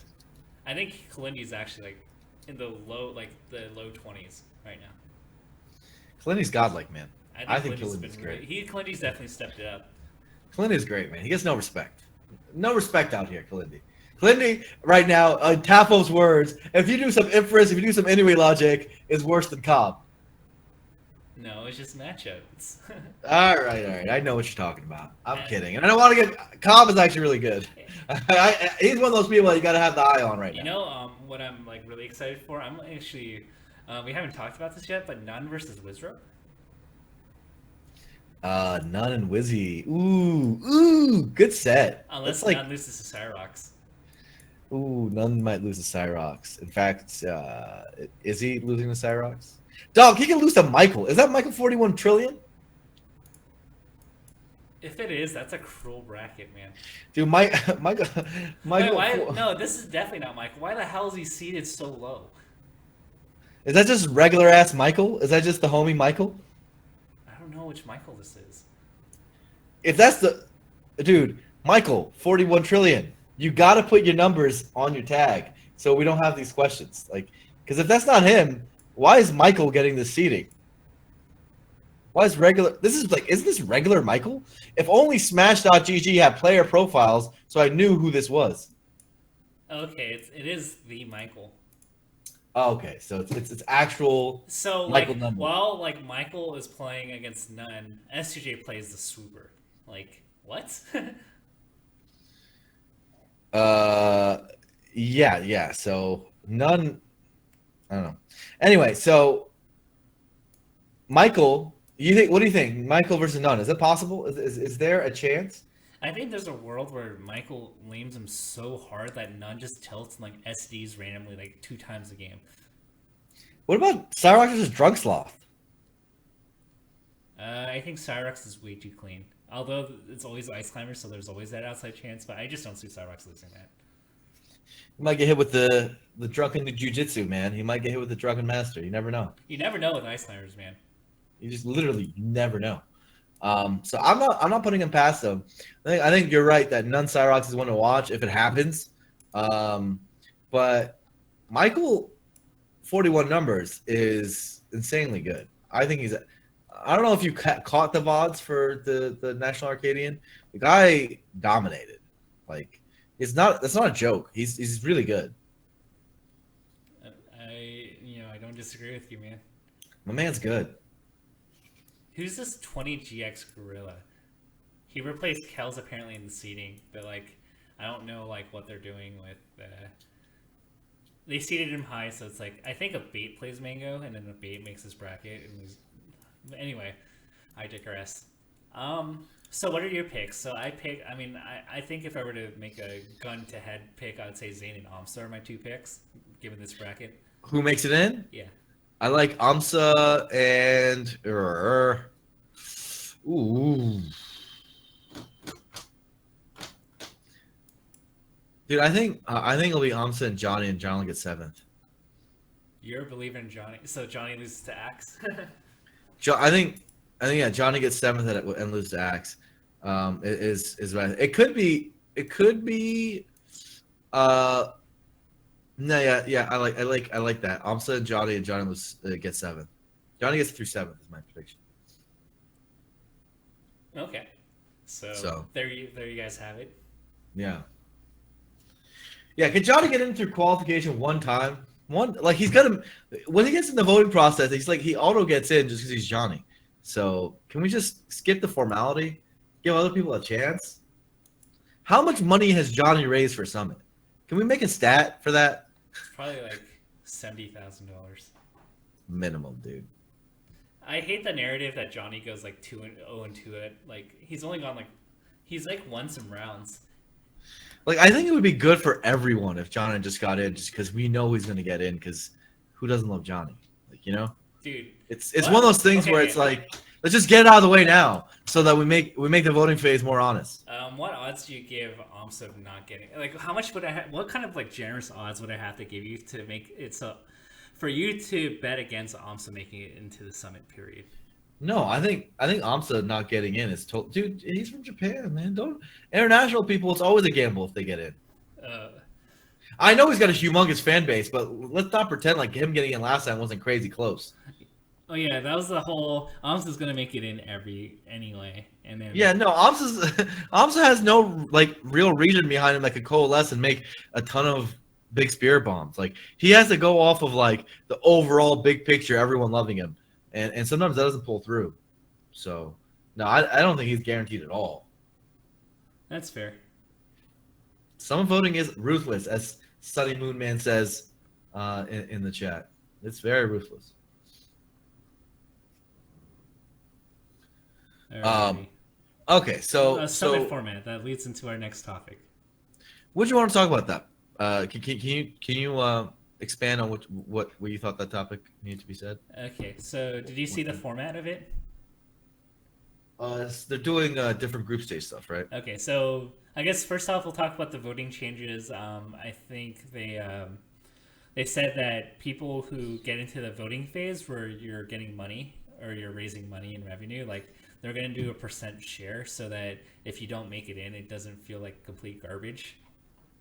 Yeah, I think we talked about that after last time as like a necessary thing. It's just like, dude, if you raise that much money and you don't like off your brand and you're literally using your brand to raise money and you get nothing out of it, it's a really empty, hollow feeling that you get when you lose. Because you just basically told all your fans to spend all this money, and they do that, and it ends up being effectively for nothing. And you left, you don't even get anything. Like it's just a lose, lose, lose, lose, lose. At least with this system, they get a little bit of money out of it. So I think it's a good system. I think the binary black and whiteness of a summit is just so drastic that it creates a very like if you look into like the summit donation, well, like it's gonna tap out really quick if you see a system where like you literally get nothing for barely Did missing. they say how much the rev share would be? So they made it so um, I think they said like the upper limit would be that the people who don't qualify don't get more than the people who finish last in the tournament. Okay. Um. So Okay. it'd probably be like a grand. It's not that much, but at least it kind of feels better. Like it at least gets them like a flight, or like if they want to travel to another event, like they have the funds to do it. Yeah. I mean, don't you have to raise like 30 grand to get into Summit? So It depends on what how what was quickly. It depends on how quickly you get in. I what was the know. dollar amount of the person who got who didn't make it in? Basically, the seventh place person last time. It was probably at least 25, How right? much did Chu have to raise? Is he the guy who lost out, the biggest loser? Yeah, Who was the biggest loser last I time? think it was Because Chu, right? yeah, it was like I think it was at least 25 grand or something. So if he gets a grand, that's a what is that? A 4% rev share? Yeah, Chu raised 40K and you get a grand. They're saying 40K. Chu had yeah, 130K votes in me. So if you raise 40K, and he only gets 1K, that's 2.5%, right? yeah, 2.5% rev share. Um, okay. yeah. Okay. The rest goes into Armando's pockets. Okay. Hungry boxes. I mean, again, I haven't confirmed these facts or whatever what's going on, but if what you're saying right now is true, and I don't know if it is, that's 2.5% rev share, and that's kind of a joke. I'm gonna be honest. Yeah, That does but not they sound should good. they get paid more than the person that actually gets in. Well, then pay more for seventh place, whatever. Like, and shouldn't seventh place also get a rev share? Hello? Yeah, I don't know. Maybe I think this is the worst trade deal in the history of trade deals. yeah. But It's a it game. doesn't. It's a GameStop deal. This feels like a GameStop deal to me. 2.5% DAFO? Is that if, that's actually the rev share? Like, have you ever seen a contract have 2.5% rev share? That doesn't exist. Well, if you're doing commission sales, that's typically the amount, but that's something Okay. completely else. All right. So we're doing commissions then. All right. Whatever. They weren't getting anything before, so either way, it's a step in the right direction. It's just a little lower than I expected. That's all. Right. Okay. So, and then speaking of which, we had the format change. They had a pros and cons Google Doc that came up on like why they switched to modified Swiss, and I think a big issue was because if you made an upset and you got first seed, it actually didn't help you that much because you got shafted in the difficulty of your bracket anyway. So it didn't really feel good to upset a top like a god in your pool because like you'd end up with a equally hard bracket anyway. So they're changing the rules, and I believe Leffen won his pool over Mango and ended up getting a harder opponent than Mango. So they're trying to fix the format. Um, Can you repeat that all? Because I wasn't paying attention. I was reading chat. okay, so like they're not doing round robin pools because of last time where like they mentioned this as one of the factors where Leffen ended up beating Mango but got a tougher opponent than Mango. Uh huh. And so like there's ways that like we've shown that the round robin format's not the best. And originally they did the round robin format to give everybody at least like a couple extra sets since going like 2-and-out really sucked.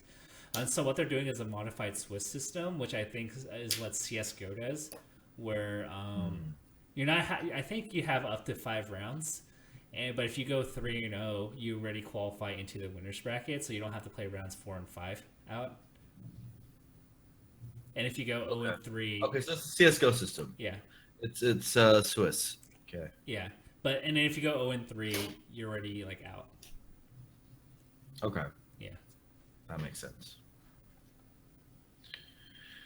Um, Okay. yeah, people are mentioning, by the way, that it should be clarified that like Chu may have raised like people might spend 40K on Chu and votes, but a lot of that money goes towards the products and fulfillment, and of course the production of the actual event, and tons of other things. So, I don't mean to say that like he should get 20K 50-50 rev share or something crazy. That's Okay. pretty nuts. So I still feel though that 1K is really low. okay, so let me explain it more succinctly. So because people like are gonna get confused on my Swiss. So basically, what happens is in a Swiss system, you play people of the exact same record as you. So all like in the first round, everybody plays each other. Like everybody plays a match, and you either go 1-0 or 0-1. And if you go 1-0, you play against another 1-0 player, and if you're 0-1, you play against another 0-1 player. So you keep doing this round after round, and you pair the 1-1 players, the 2-0 players, and the 0-2 players. And how this is different from normal Swiss, because normal Swiss you'd have everybody play 5 rounds for 16 entrants, is that as soon as you hit 3 wins or 3 losses, you're done. So if you hit 3 wins, you no longer have to play people and you qualify for winners. And if you lose 3 times, then you don't play any matches and you're guaranteed last into whatever the bracket it leads into. And everybody else plays for either 3-0, 3-1, 3-2, or 2-3. Yep. Again, CS does this with groups. They usually do it in 4-man groups. I think this one's gonna be bigger, but Yeah. Coop. I think it sounds like it's fine. Yeah, and you might get like 5 matches from certain players, and like when it's a 2-2 guy versus a 2-2 guy, like usually It's those pretty players high. are going to be very close in skill. Yeah. I haven't thought about that deeply, but it sounds superior. Yeah, and there's a lot at stake every match because like if you're a 2-0 guy, you really want to get in, and you really don't want to sustain any losses. So like to me, I think it fulfills that role that in every game you want to win. It is in your best interest to win every game. Yeah, I agree. Okay, so we talked about that. Is there any other topics that we haven't talked about? No, this or that. Oh, let's do this or that. Okay. Okay. Let's see. Let me look at my phone. Um,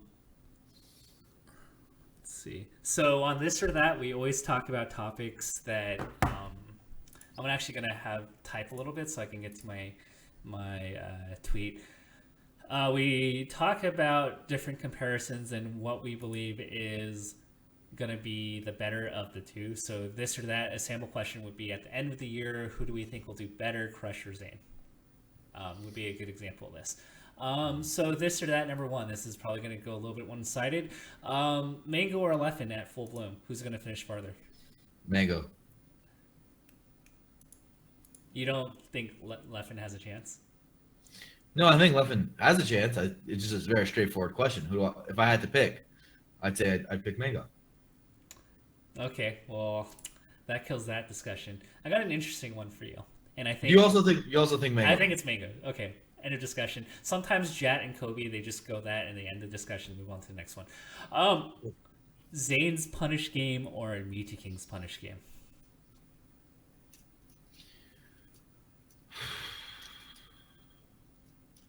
You have to think about it. That's what makes this question interesting. Yeah, that's interesting.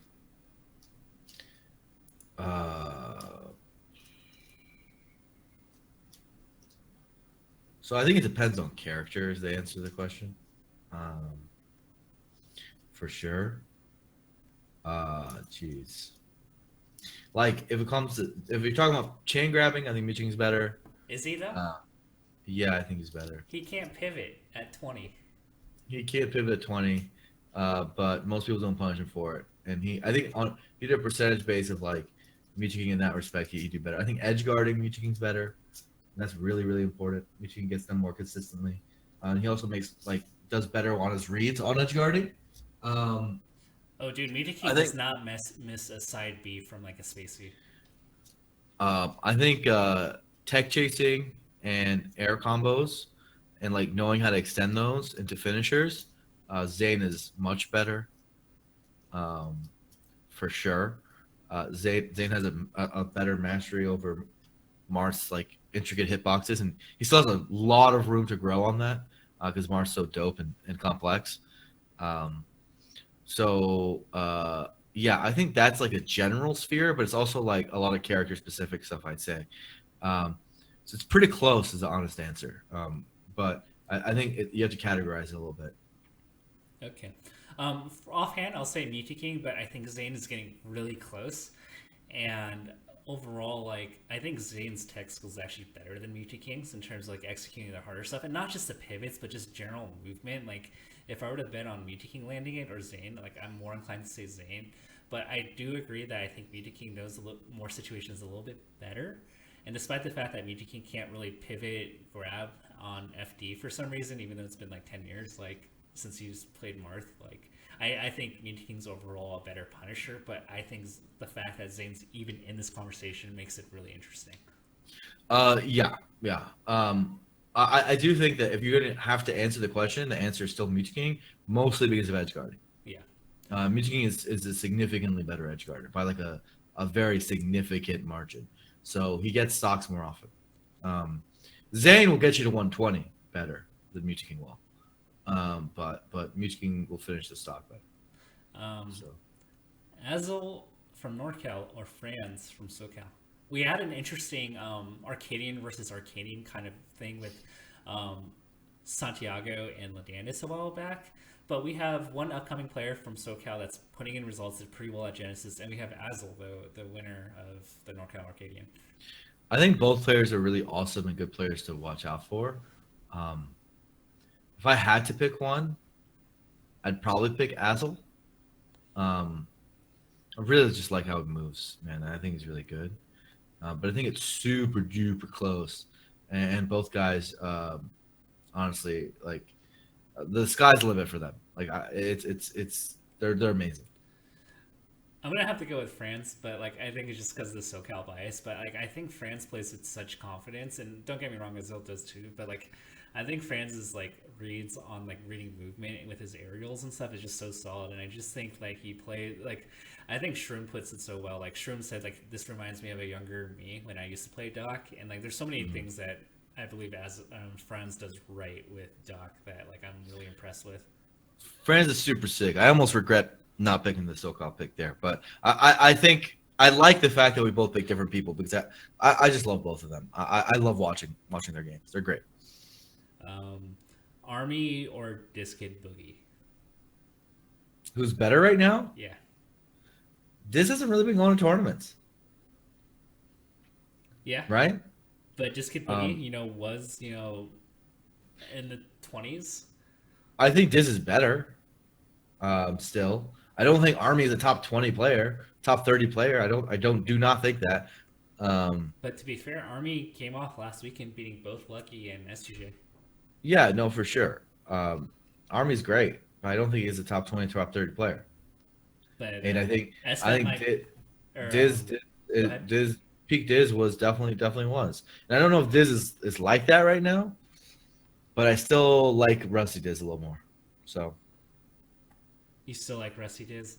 I think I'm gonna go Army. I think Nintendo highlighted very well. I think Army has transitioned to a player that has a pretty like respectable like overall game now, where it's not like he's just swinging. I think Army has just gone, like Army has legitimately impressed me a lot over the past few months. quick, not with no. Let's not talk about based on results. Purely TAFO eye test. I'm doing it for a second time. I don't know what's gotten into me. I'm asking for a second time. Army, rank him. Mid 30s, Whoa, that's high. Mid 30s. mid high 30s, 35 to 40. Holy smokes, that's high. I mean, well, okay. To give people context, like what does 35 look like? I'm gonna type, so please forgive me. Yeah. Look at what number 35 is. Okay. I'm just gonna look at Pikachu's like current list, even though like people have their decisions on what Pikachu's lists are. Okay, so like if we're to like kind of look, so I'm gonna start reading from like 20, like 17 to 20 ish. Like, so you have like hugs and whatnot, like in like the 15s, and then like if you go to the 20s to 25s, you have like Sarex, Lod, Ryan Ford Who's 35? in his list, like Professor Pro. Army's not as good as Professor Pro. Is he better than KK? KK is barely playing. Cobble? He might.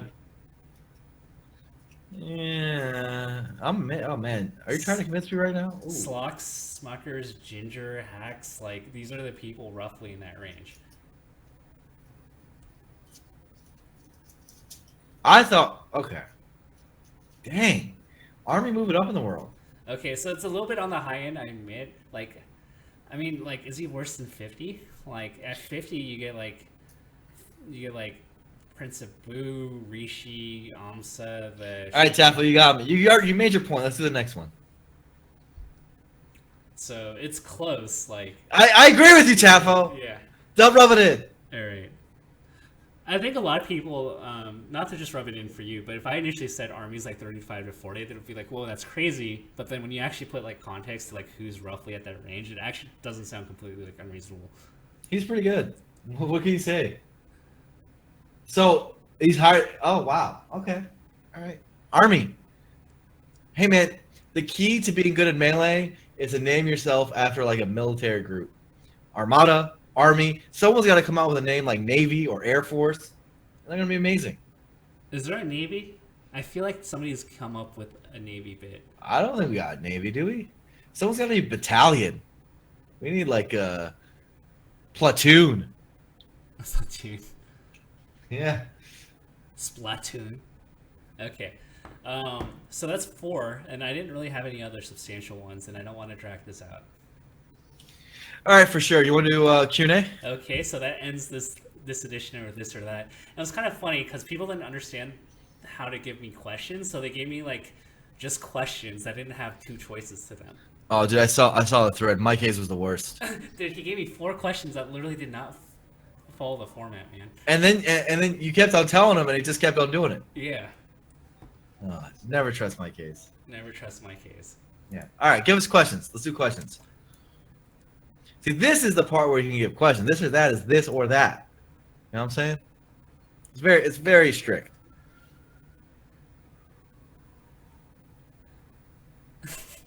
Who's the most influential Smash scene figure of all time, disregarding game developers?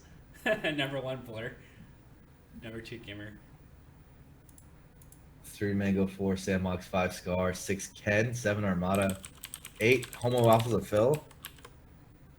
So the TLDR, DJ Nintendo, is that we think you and Sean Dude are amazing, and that you guys are putting in work and you guys are keeping it professional, and we love that. Yeah.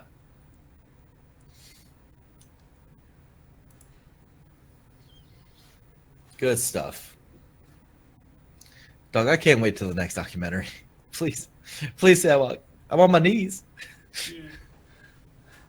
Dude, we gotta do the Nintendo where right when we're at our lowest point, like that's when the documentary should hit. Because right now, you know, we got Smash for the Switch. I'm not gonna say 5 or 6. We got Smash Switch. We're riding a high. Like, why put the documentary out right now? That's a good point.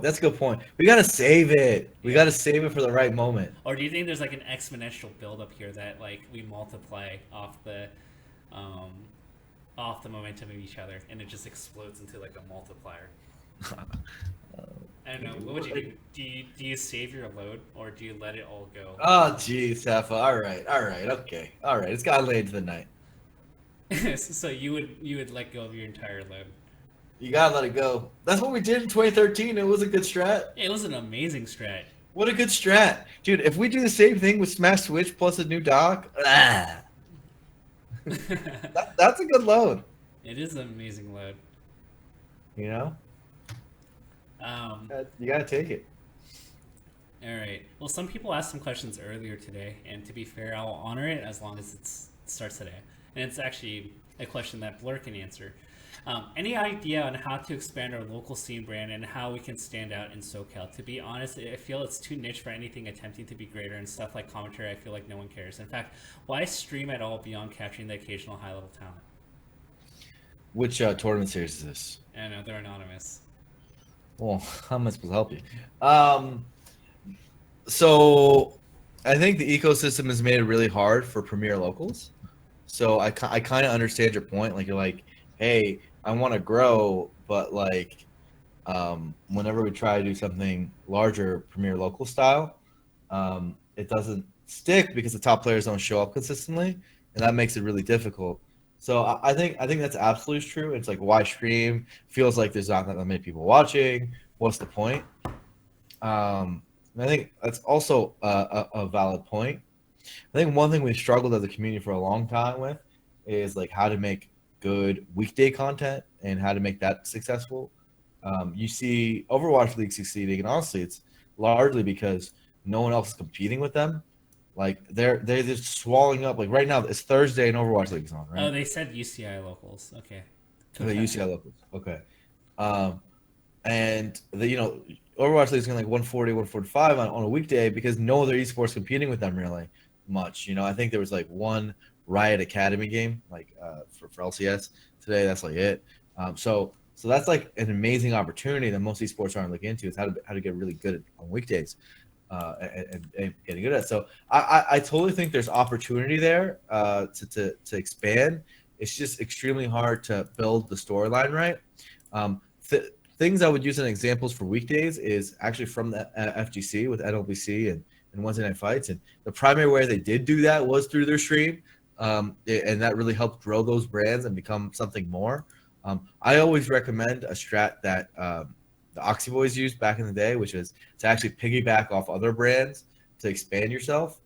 So I think where most Smash TOs get it wrong is they want to build their own brand and blah blah blah, and they do it off like nothing, and they don't use other influencers to get there, and that's always a bad idea. You look at it in any media market, the way you grow, is through collaboration. So like YouTubers, you always see them making videos with other YouTubers. They want to bring their audiences together. Similarly with Twitch streamers and blah blah blah. So what we did in Team Oxy that really worked is we actually spent like the first like 3 years streaming on Tafo. I swear to fucking God. We actually spent the first like 3 years streaming on Level Up Live and VG Bootcamp. So we actually didn't have twitch.tv/Team Oxy streaming our events for like a very, very long time, like 3+ years. The reason we did that is because we knew that if we started streaming, we'd be streaming with 0 followers. That like is not a good place to be. And we wanted to like make the brand big first, like the event brand big, before we moved it off. And so we like use another streamer to grow our brand. And I really, really think that's a good idea that like all small level TOs should be thinking about and doing. Because then once people know about your tournament series and it becomes a thing, moving it to your own stream, if you want to do that, you don't even need to do that. It's not like stream revenue is that much for events. Can become a thing. So I think about that. I think about how to collaborate with other events. I think about how to make your event important within the ecosystem. And think more big picture instead of like, oh, I need to get more setups or something. Like, you could do better. All right. Are you in love? Am I in love? I know that's the question. Uh, Me and my girlfriend is going pretty well, so I'm gonna go with yes. Okay.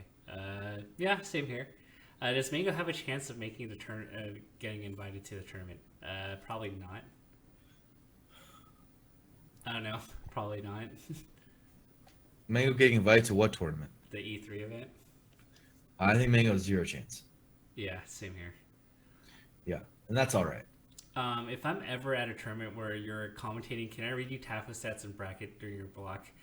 Would something be like that be useful? I think honestly the play is the stream producers have a laptop for you or a screen where they feed you that information, and some tournament streamers do that.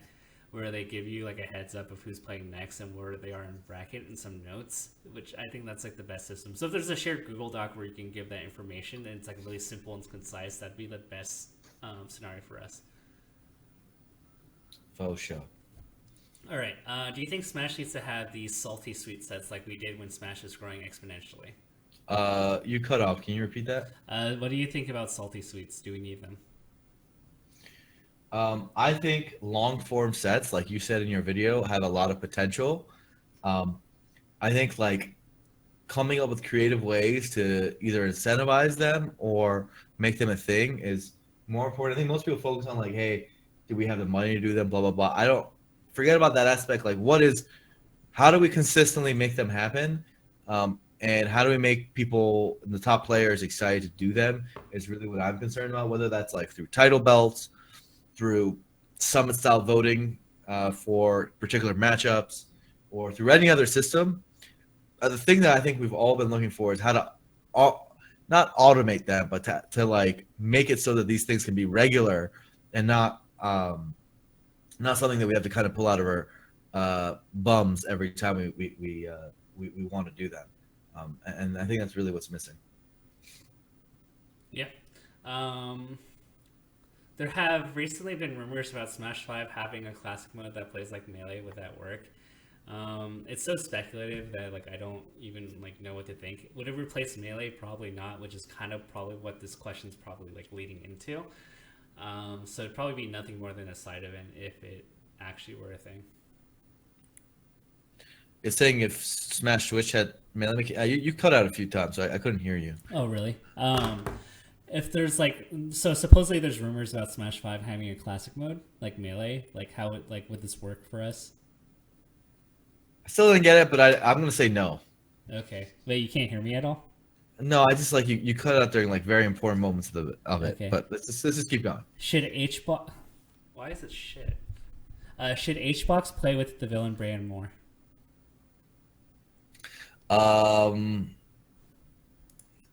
He does, doesn't he? I don't know. He's a little bit of both. He's his own HBox, man. I think he needs to be himself, and he tries his hardest to do what he does. I mean, at the end of the day, people are gonna hate him because of his character sometimes, and some people just don't like him. It is what it is, you know. Being fake is the worst thing. I mean, I feel like his whole like being on like mainstream news and doing the food stuff has been really good. Yeah, and I don't care what anyone says. I love HBox and pop offs. I sometimes look forward to them when he's 3-0ing someone. That's like what I'm here for. You know, that's why I'm still in the stream. Dude, you know what would be things like that make me happy. That makes me happy. You want to be a really funny like video, like you put HBox in situations where you shouldn't pop off, but he pops off anyway. Like just be a villain. I'm memeing around. That sounds great. That sounds fun. Dude, HBox, if you're still here, that's like, you should be doing that right now. Take notes and make that your content. That would be good. Would commentary polls for venue feedback help us determine payouts and overall commentator likability? Commentator what for venue fee? Commentator polls for venue feedback help us determine payouts and overall commentator likability. Commentator polls for venue fee. I don't understand the question. I don't understand it, so I'm gonna make my like interpretation of this. So I guess if people gave feedback to commentators, like, and based on that feedback, it's like a merit system where you pay out the commentators based on like how they're received. Like, would that work? No, that's a terrible idea. You're not gonna pay your talent different rates based on what Reddit and shit says, or like whatever feedback tool says. That's not a good idea. I mean, if you want to pay people with your money, like you could, aren't there like bits? And like most of the top commentators have like a Twitch or a PayPal you can donate to if you want to support them. I appreciate trying to think outside the box, but the standard way that media's worked for decades works here.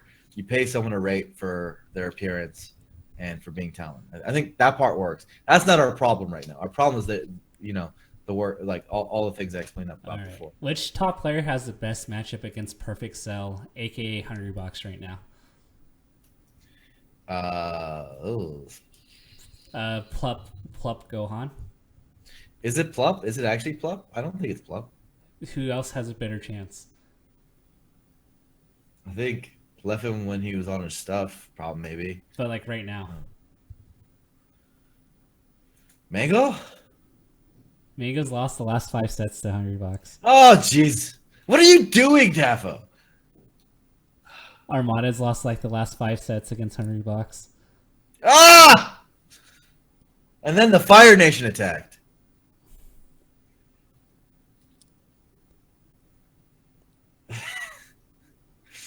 Muta King? Come on, coach. It's not Muta King. It can't be Muta King. Dude, Muta King had a pretty good year last year.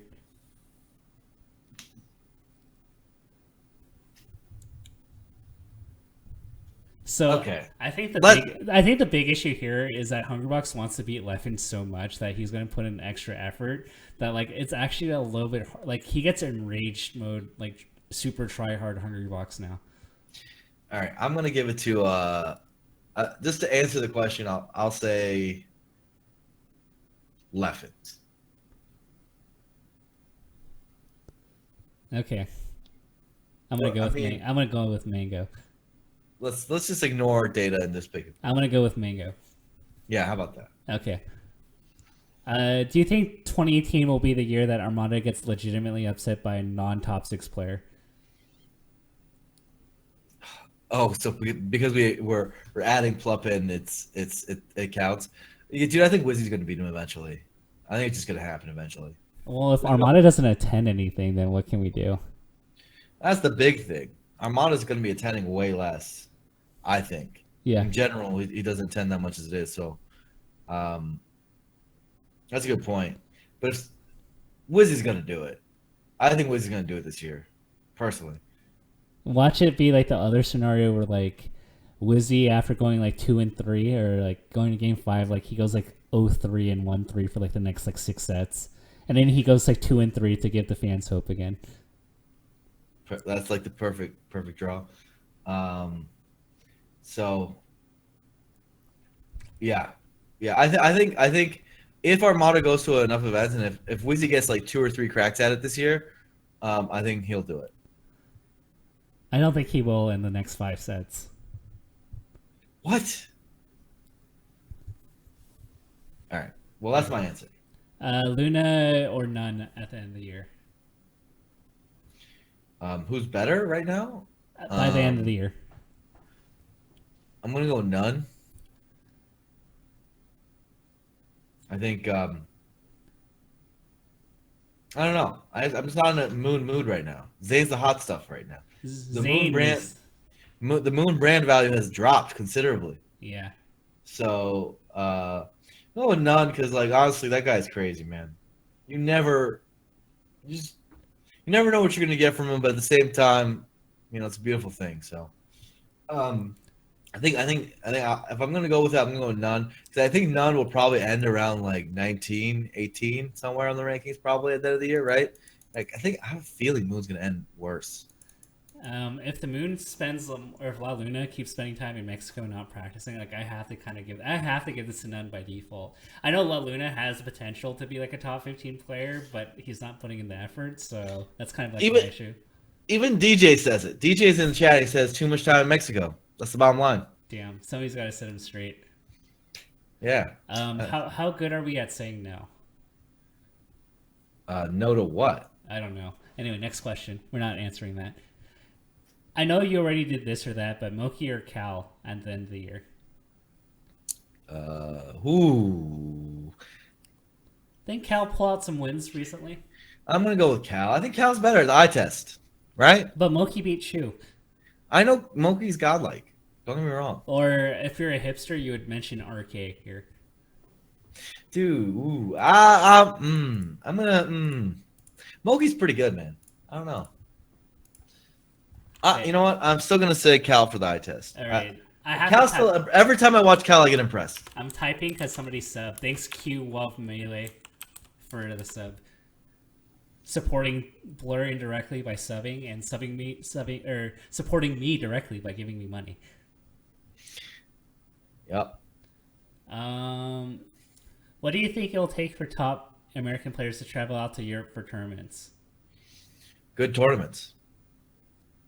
Airs in August, sandwiched between like 5 majors, and then none of the other tournaments are good.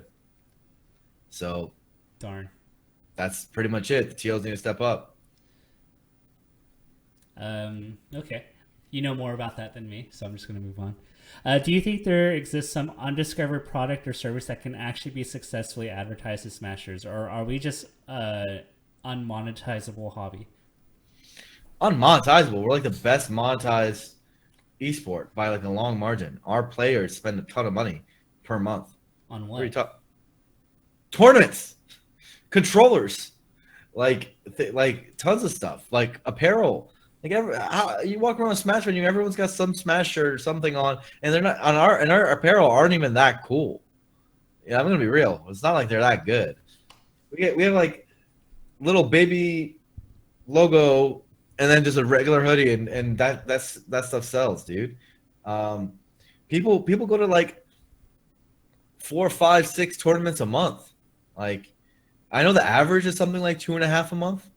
We did this some analysis a while back. That's still a lot for like people to spend like 10, $15 twice a month to 2.5 times a month. That's like just off tournament entries.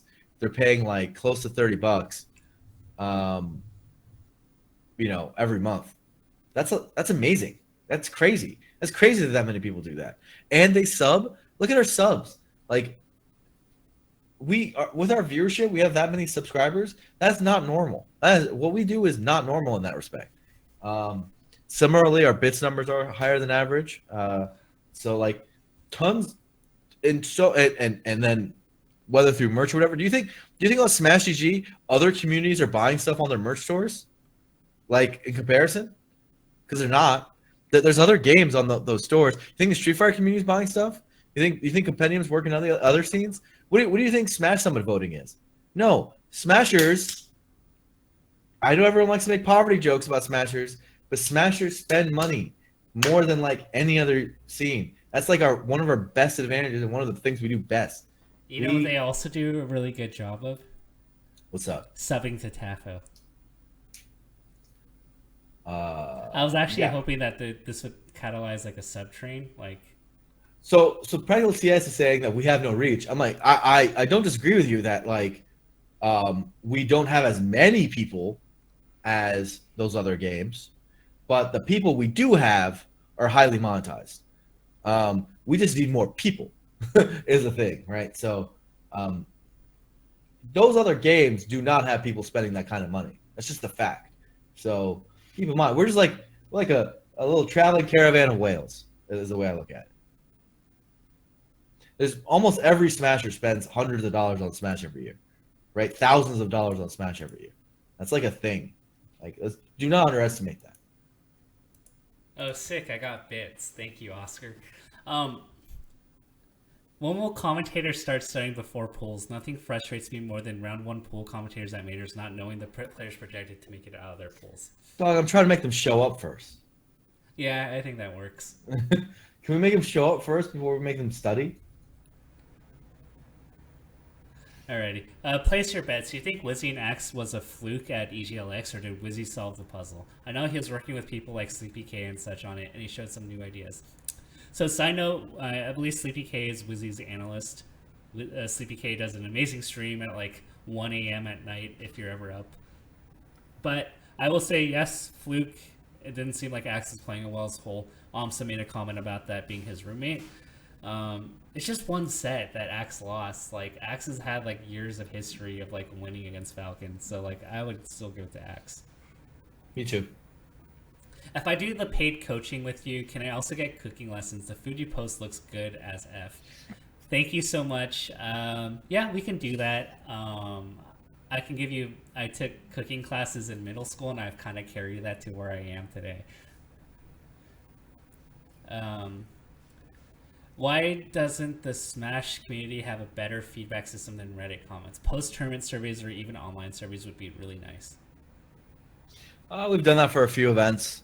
I think mostly polling attendees is really good. Red feedback's good for pulling hardcore viewers in general. Obviously, I think the hardest part about getting feedback for a stream and a production in particular is that you're not getting the wide base that really matters. You know, you're not getting the 90%.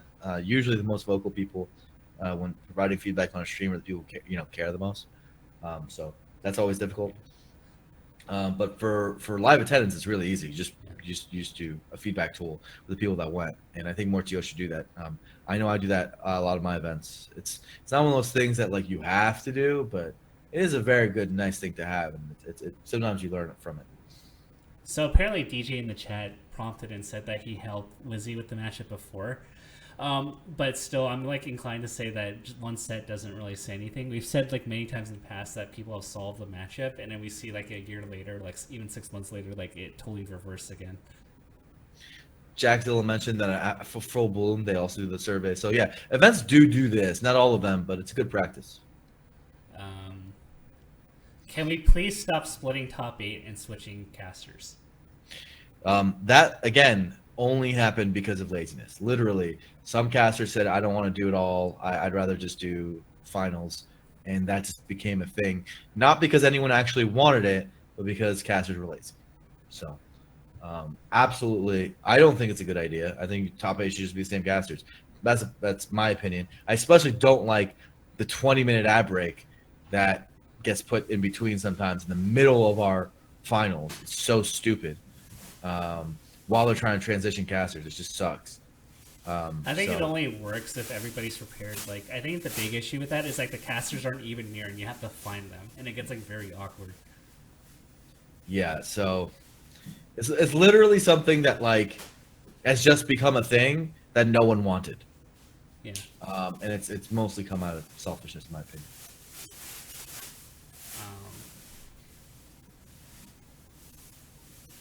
A lot of so I know Blair has shared his piece about commentary. However, I think many agree that there needs to be a culture shift with commentary.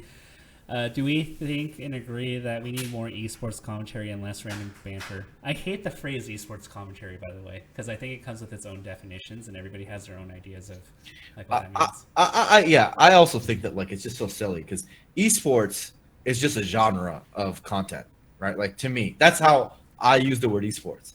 Like all of our stuff is esports to me because esports is just competitive gaming. That's the way I classify it. Like even our like tournament stream local with 15 attendance is esports the way I look at it because it's a tournament, right? Like that's maybe I'm weird in that way. I just don't think it's a very good descriptive word for what we're trying to talk about here.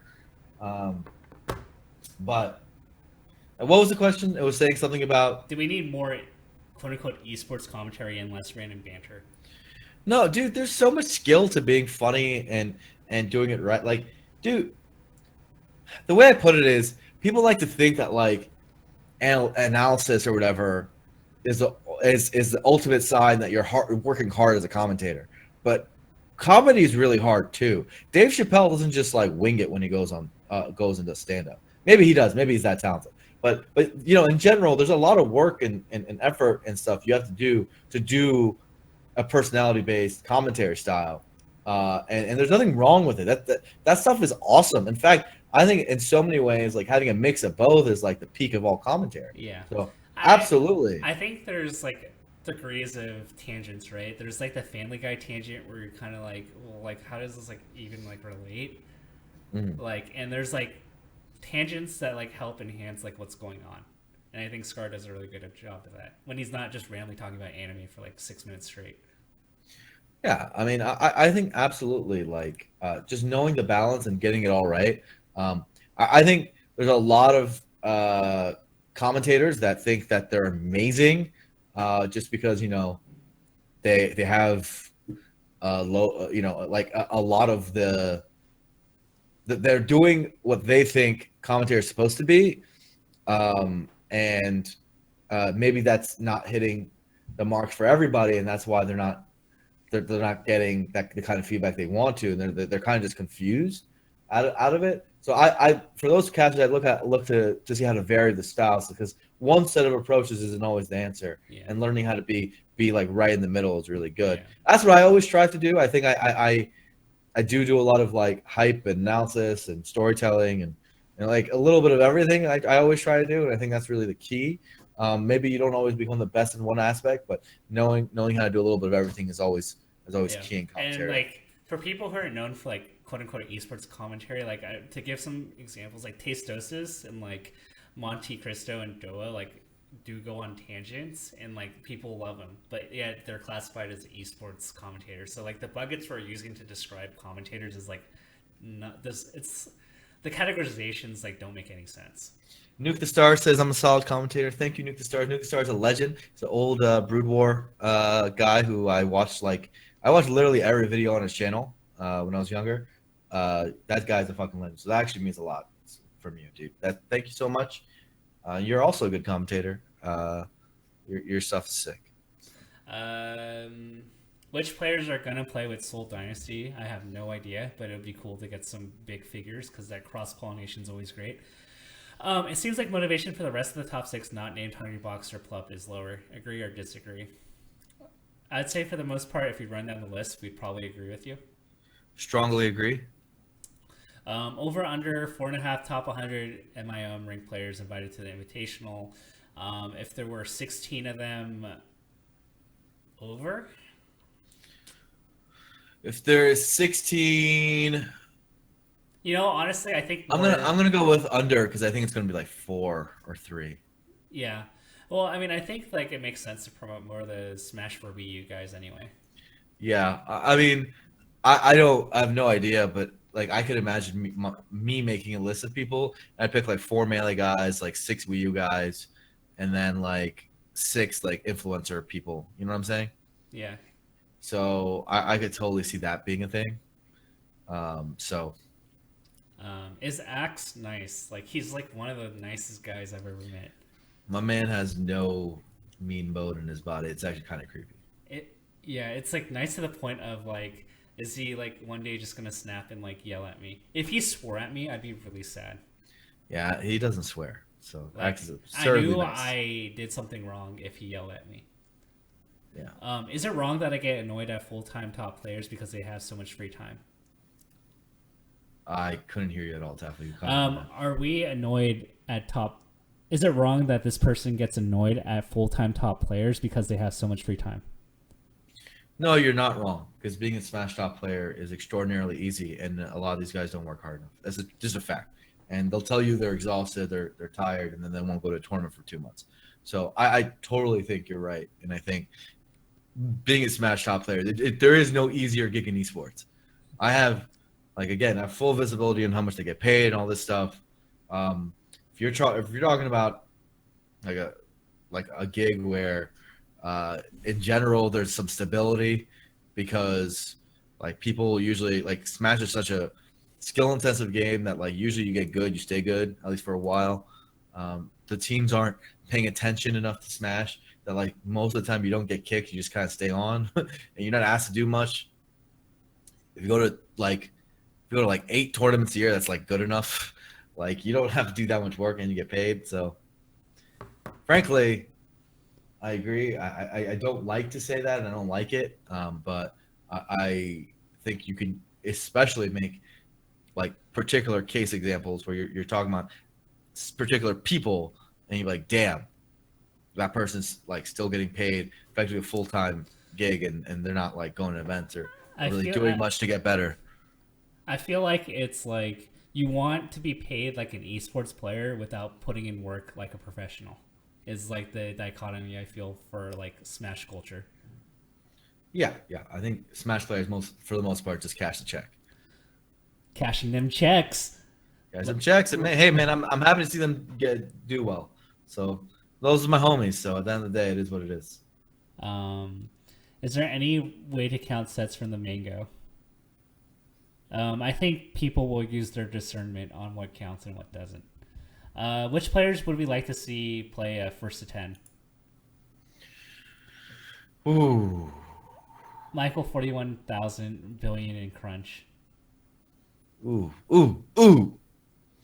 Um, hmm. I think I mostly care about the beef stuff. Um, But I also think like top level stuff could be really cool. Like, what if like Let's put Prince Abu versus Hugo. that'd be funny.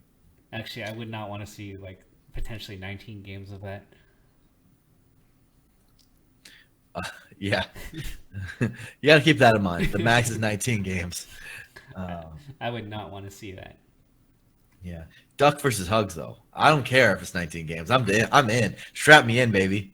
Dude, There's like so much pride there that'd be hilarious. you know how much like how angry Duck gets about losing. It would be so funny. It would be great. Dude, I bet Duck will still talk about how mad he is about losing the Hugo at Genesis. Hmm. I mean, I've been hyping up. If you put any two of the three falling players between Crush, Zane, and Amsa, like I'd be pretty hyped. Yeah. All right. Any other questions? We got a lot. Okay, let's go. Armada should Armada go Peach or Fox versus Crush in Smash God? I feel like he would just win. Yeah, it doesn't really matter. It's kind of silly because like it's like remember that one time 3 years ago or like 2 years ago now like Armada almost lost to Smash God. Like I feel like we hold on to these like almost wins like for like eternity. Yeah, like come on, guys. All right. What would you say is a bigger problem in Melee? Not enough players in general, or not enough players striving to be top 100?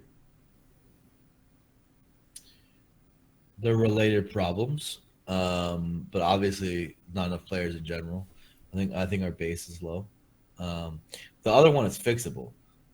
It just means that we have an ecosystem where we're not valuing the right things. We value how people are perceived more than how good they actually are, and we don't have a really good way of measuring how good people are because we use subjective ranking systems. So that problem is separate and it's very very difficult. But obviously, you throw a lot of people at it and you start solving it. So the question at its core is a matter of retention versus um, recruitment.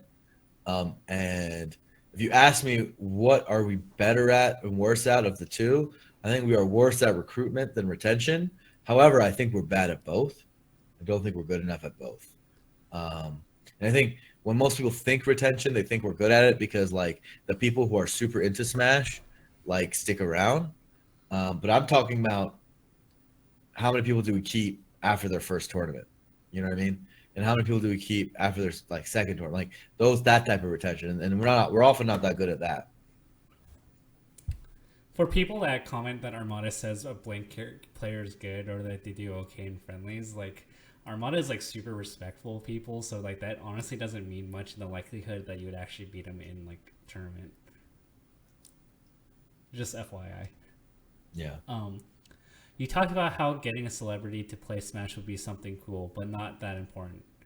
How many new players do you think would come into a game if an S-list celebrity played Smash? Depends on the S list, right? Like how much reach do they have, and is it the right reach, right? Like does it come with the right Let's demographic? let's say Steph Curry naturally likes Smash. So Steph Curry is good because you're talking about basketball fans. So people who are already into sports, there's some competitive format as it is. Uh, we're talking about people who are potentially in the Northern California area. So we're talking about NA, and you're talking about people who are probably more affluent because we're talking about San Francisco. All really good things. So Steph would mean a lot more. How about BTS? BTS what? The K-pop band. The K-pop boy band. How do you not know who BTS is?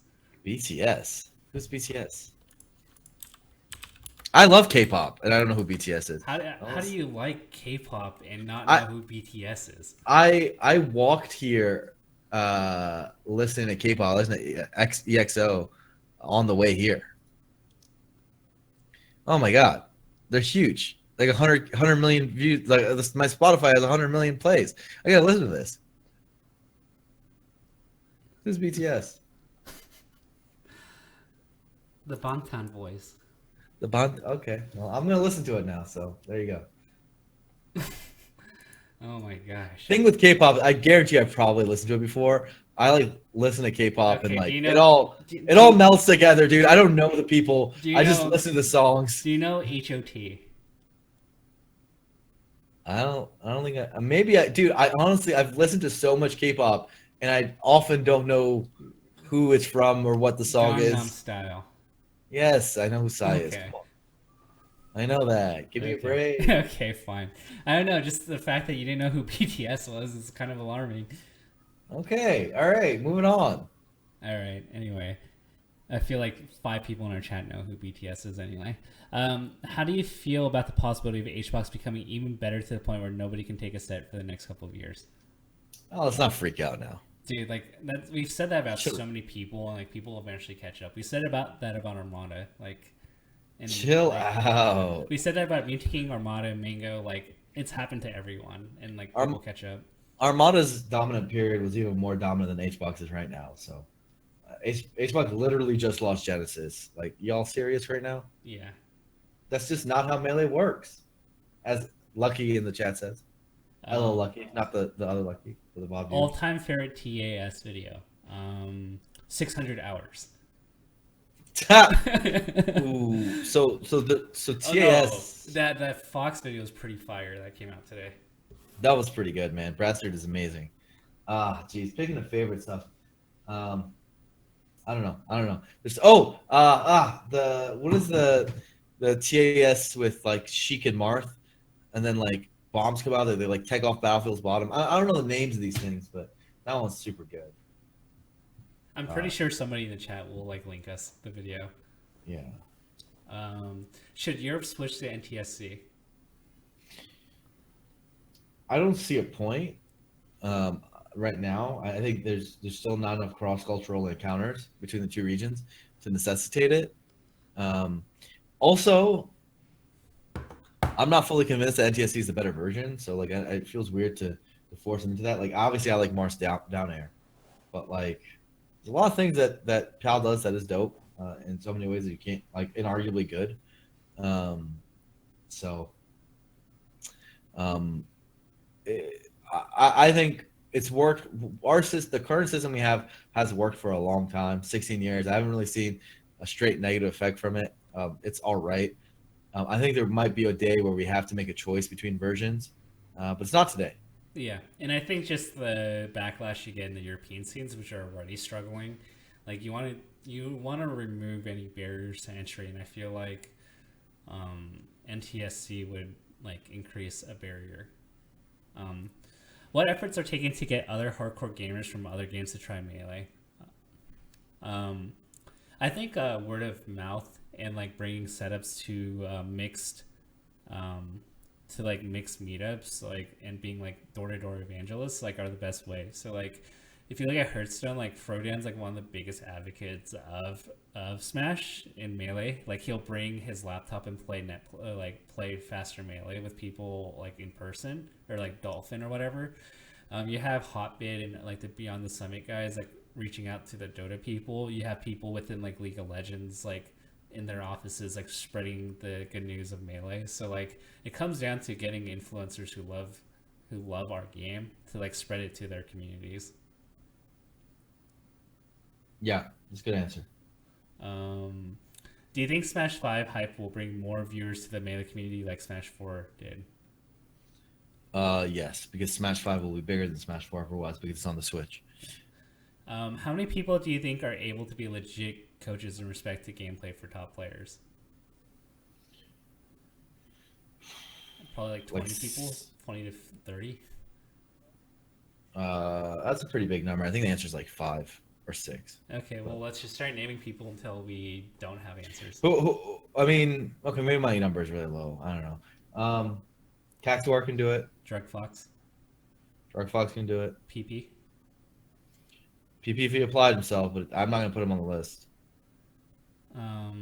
He doesn't want to go to events. He doesn't want to go to events. Can we include like current top players that are still competing? No. Sleepy K. Sleepy K, sure. Does Crunch count? I mean, I think he's proven himself, right? Yeah, I think Crunch totally counts. So that's 4. Do the other gods? Does the Crimson Blur? The Crimson motherfucking Blur? The Crimson motherfucking Blur counts. Let's go with number 5. Okay, who else do we got? Cactuar? Did we say Cactuar? We did say Cactuar.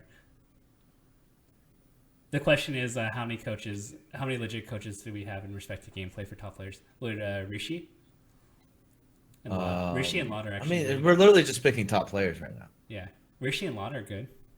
Are they going to help their opponents out? Is that the idea? Yeah, Um, I mean, it seems weird in that sense. I guess you could do Rishi maybe for a sixth. Duck, Duck definitely, absolutely. If he wants to put his mind to it, but again, he's a player, so it's gonna be tough. SJ. No. His analysis streams are actually really good. Um, I guess I don't know. If I watched them. Okay, I doubt it. Is my answer. okay, that's fair. Can we get Smash GG to provide post tournament feedback surveys? Dude, let's add Tafo to the list. I don't care. Tafo, you do a good job, and you're on the list. So that's 8. No, I didn't want to put. Wasn't fishing for that. I was actually just gonna name top players. Yeah. Is this Smash G features? Dog. Let them do a mobile app first before this one. Okay, that's fair. It feels like a lot of the figures in the community have tons of hats on and actually only has so many hours in the day. Do you think we need to allocate more thought into how to attract talent that can benefit the scene outside of players? How do we do that? Good question. How do we do that? It took us this many years to get the current leadership and people in place, and for the most part, we churn through the mid-level people. That's kind of how it works. I think, like, for you to step in, usually I do a litmus test and I say, like, can you do work or, like, can you do some basic tasks? And if you can't do that, then there isn't, you haven't demonstrated to me that you want to, you have it in you to, like, Not do it. 95% of people fail that task. Yeah. I would say 98% Yeah. fail.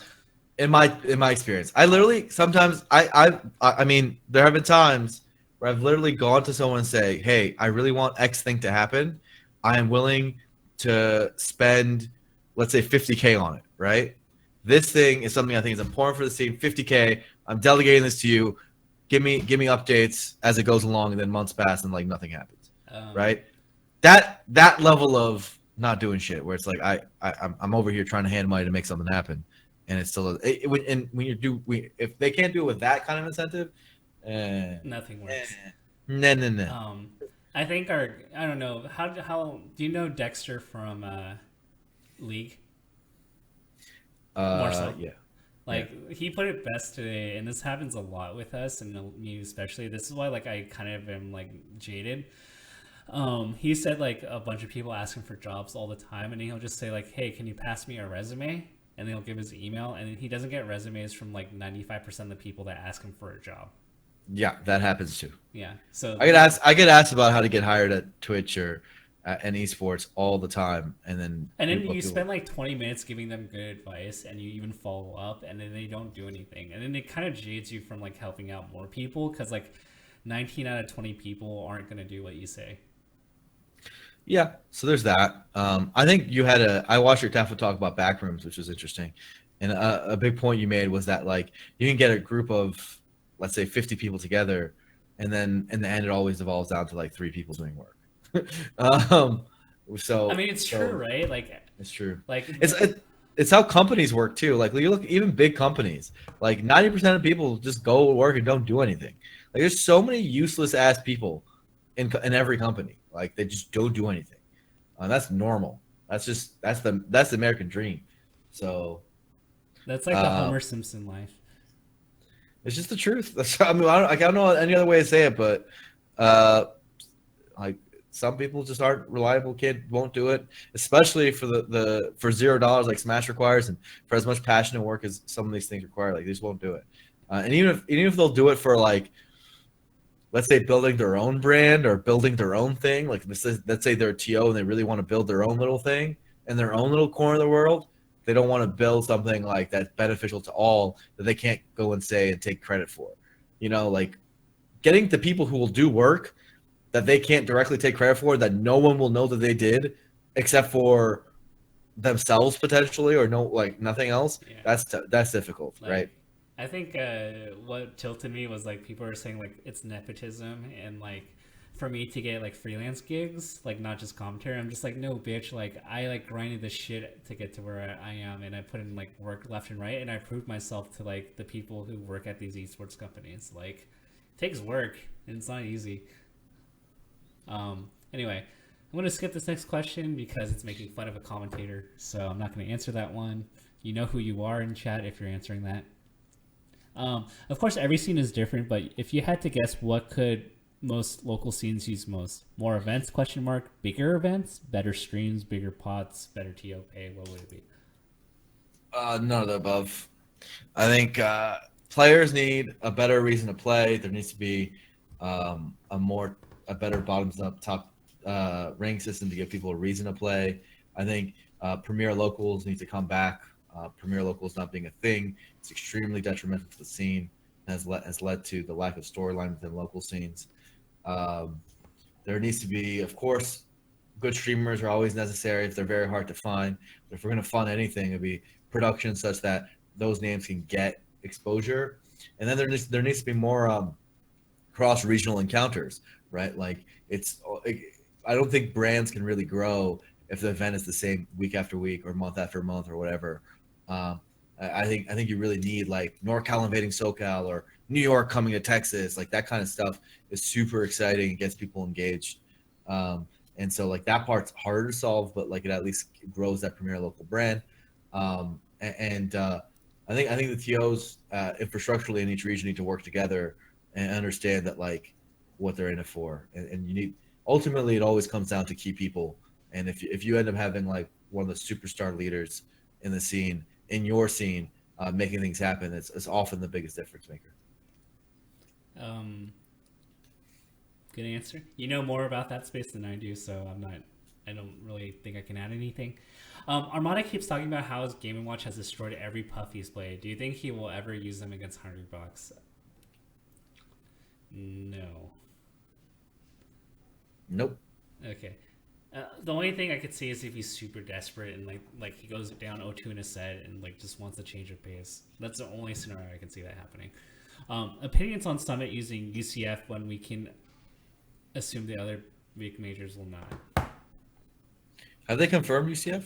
I have no idea, but they did in the past.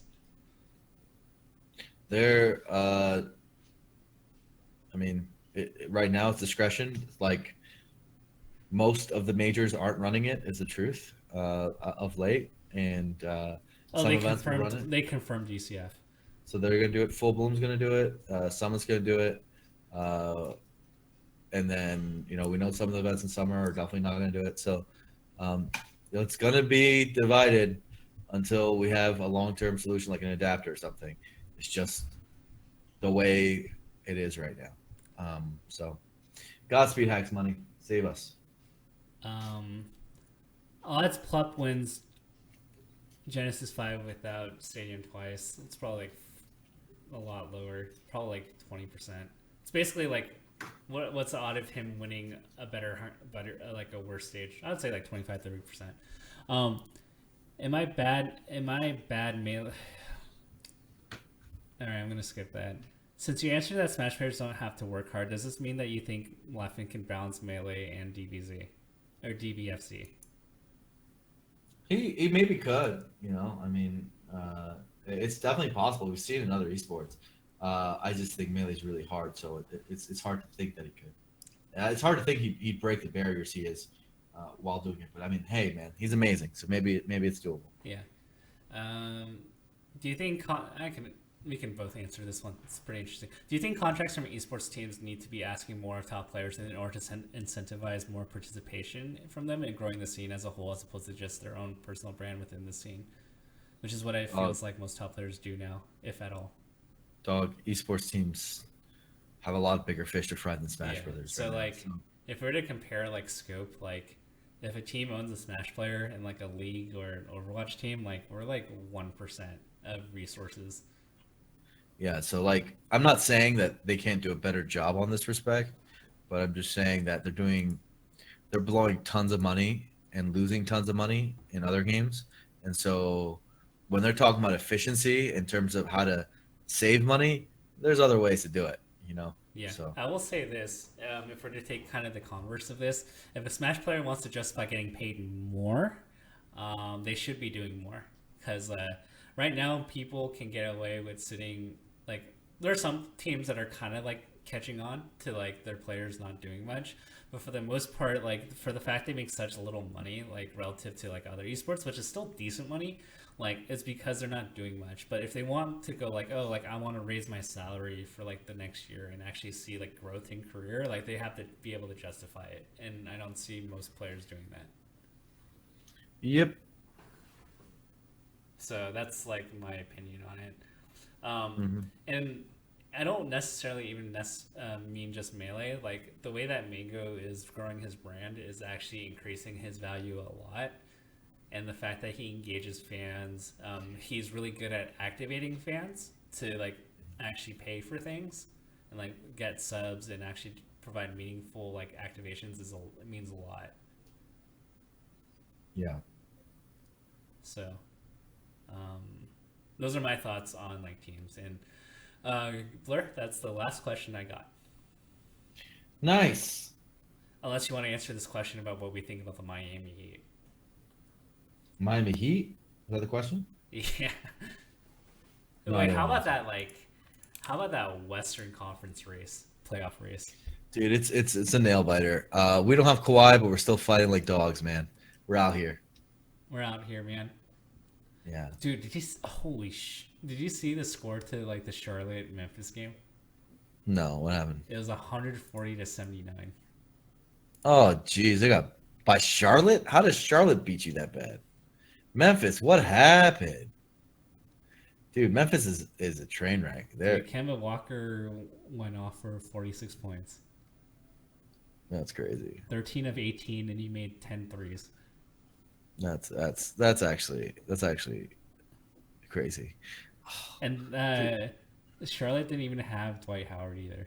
dude, the Pelicans won by 3. Come on. Come on. Come on, coach.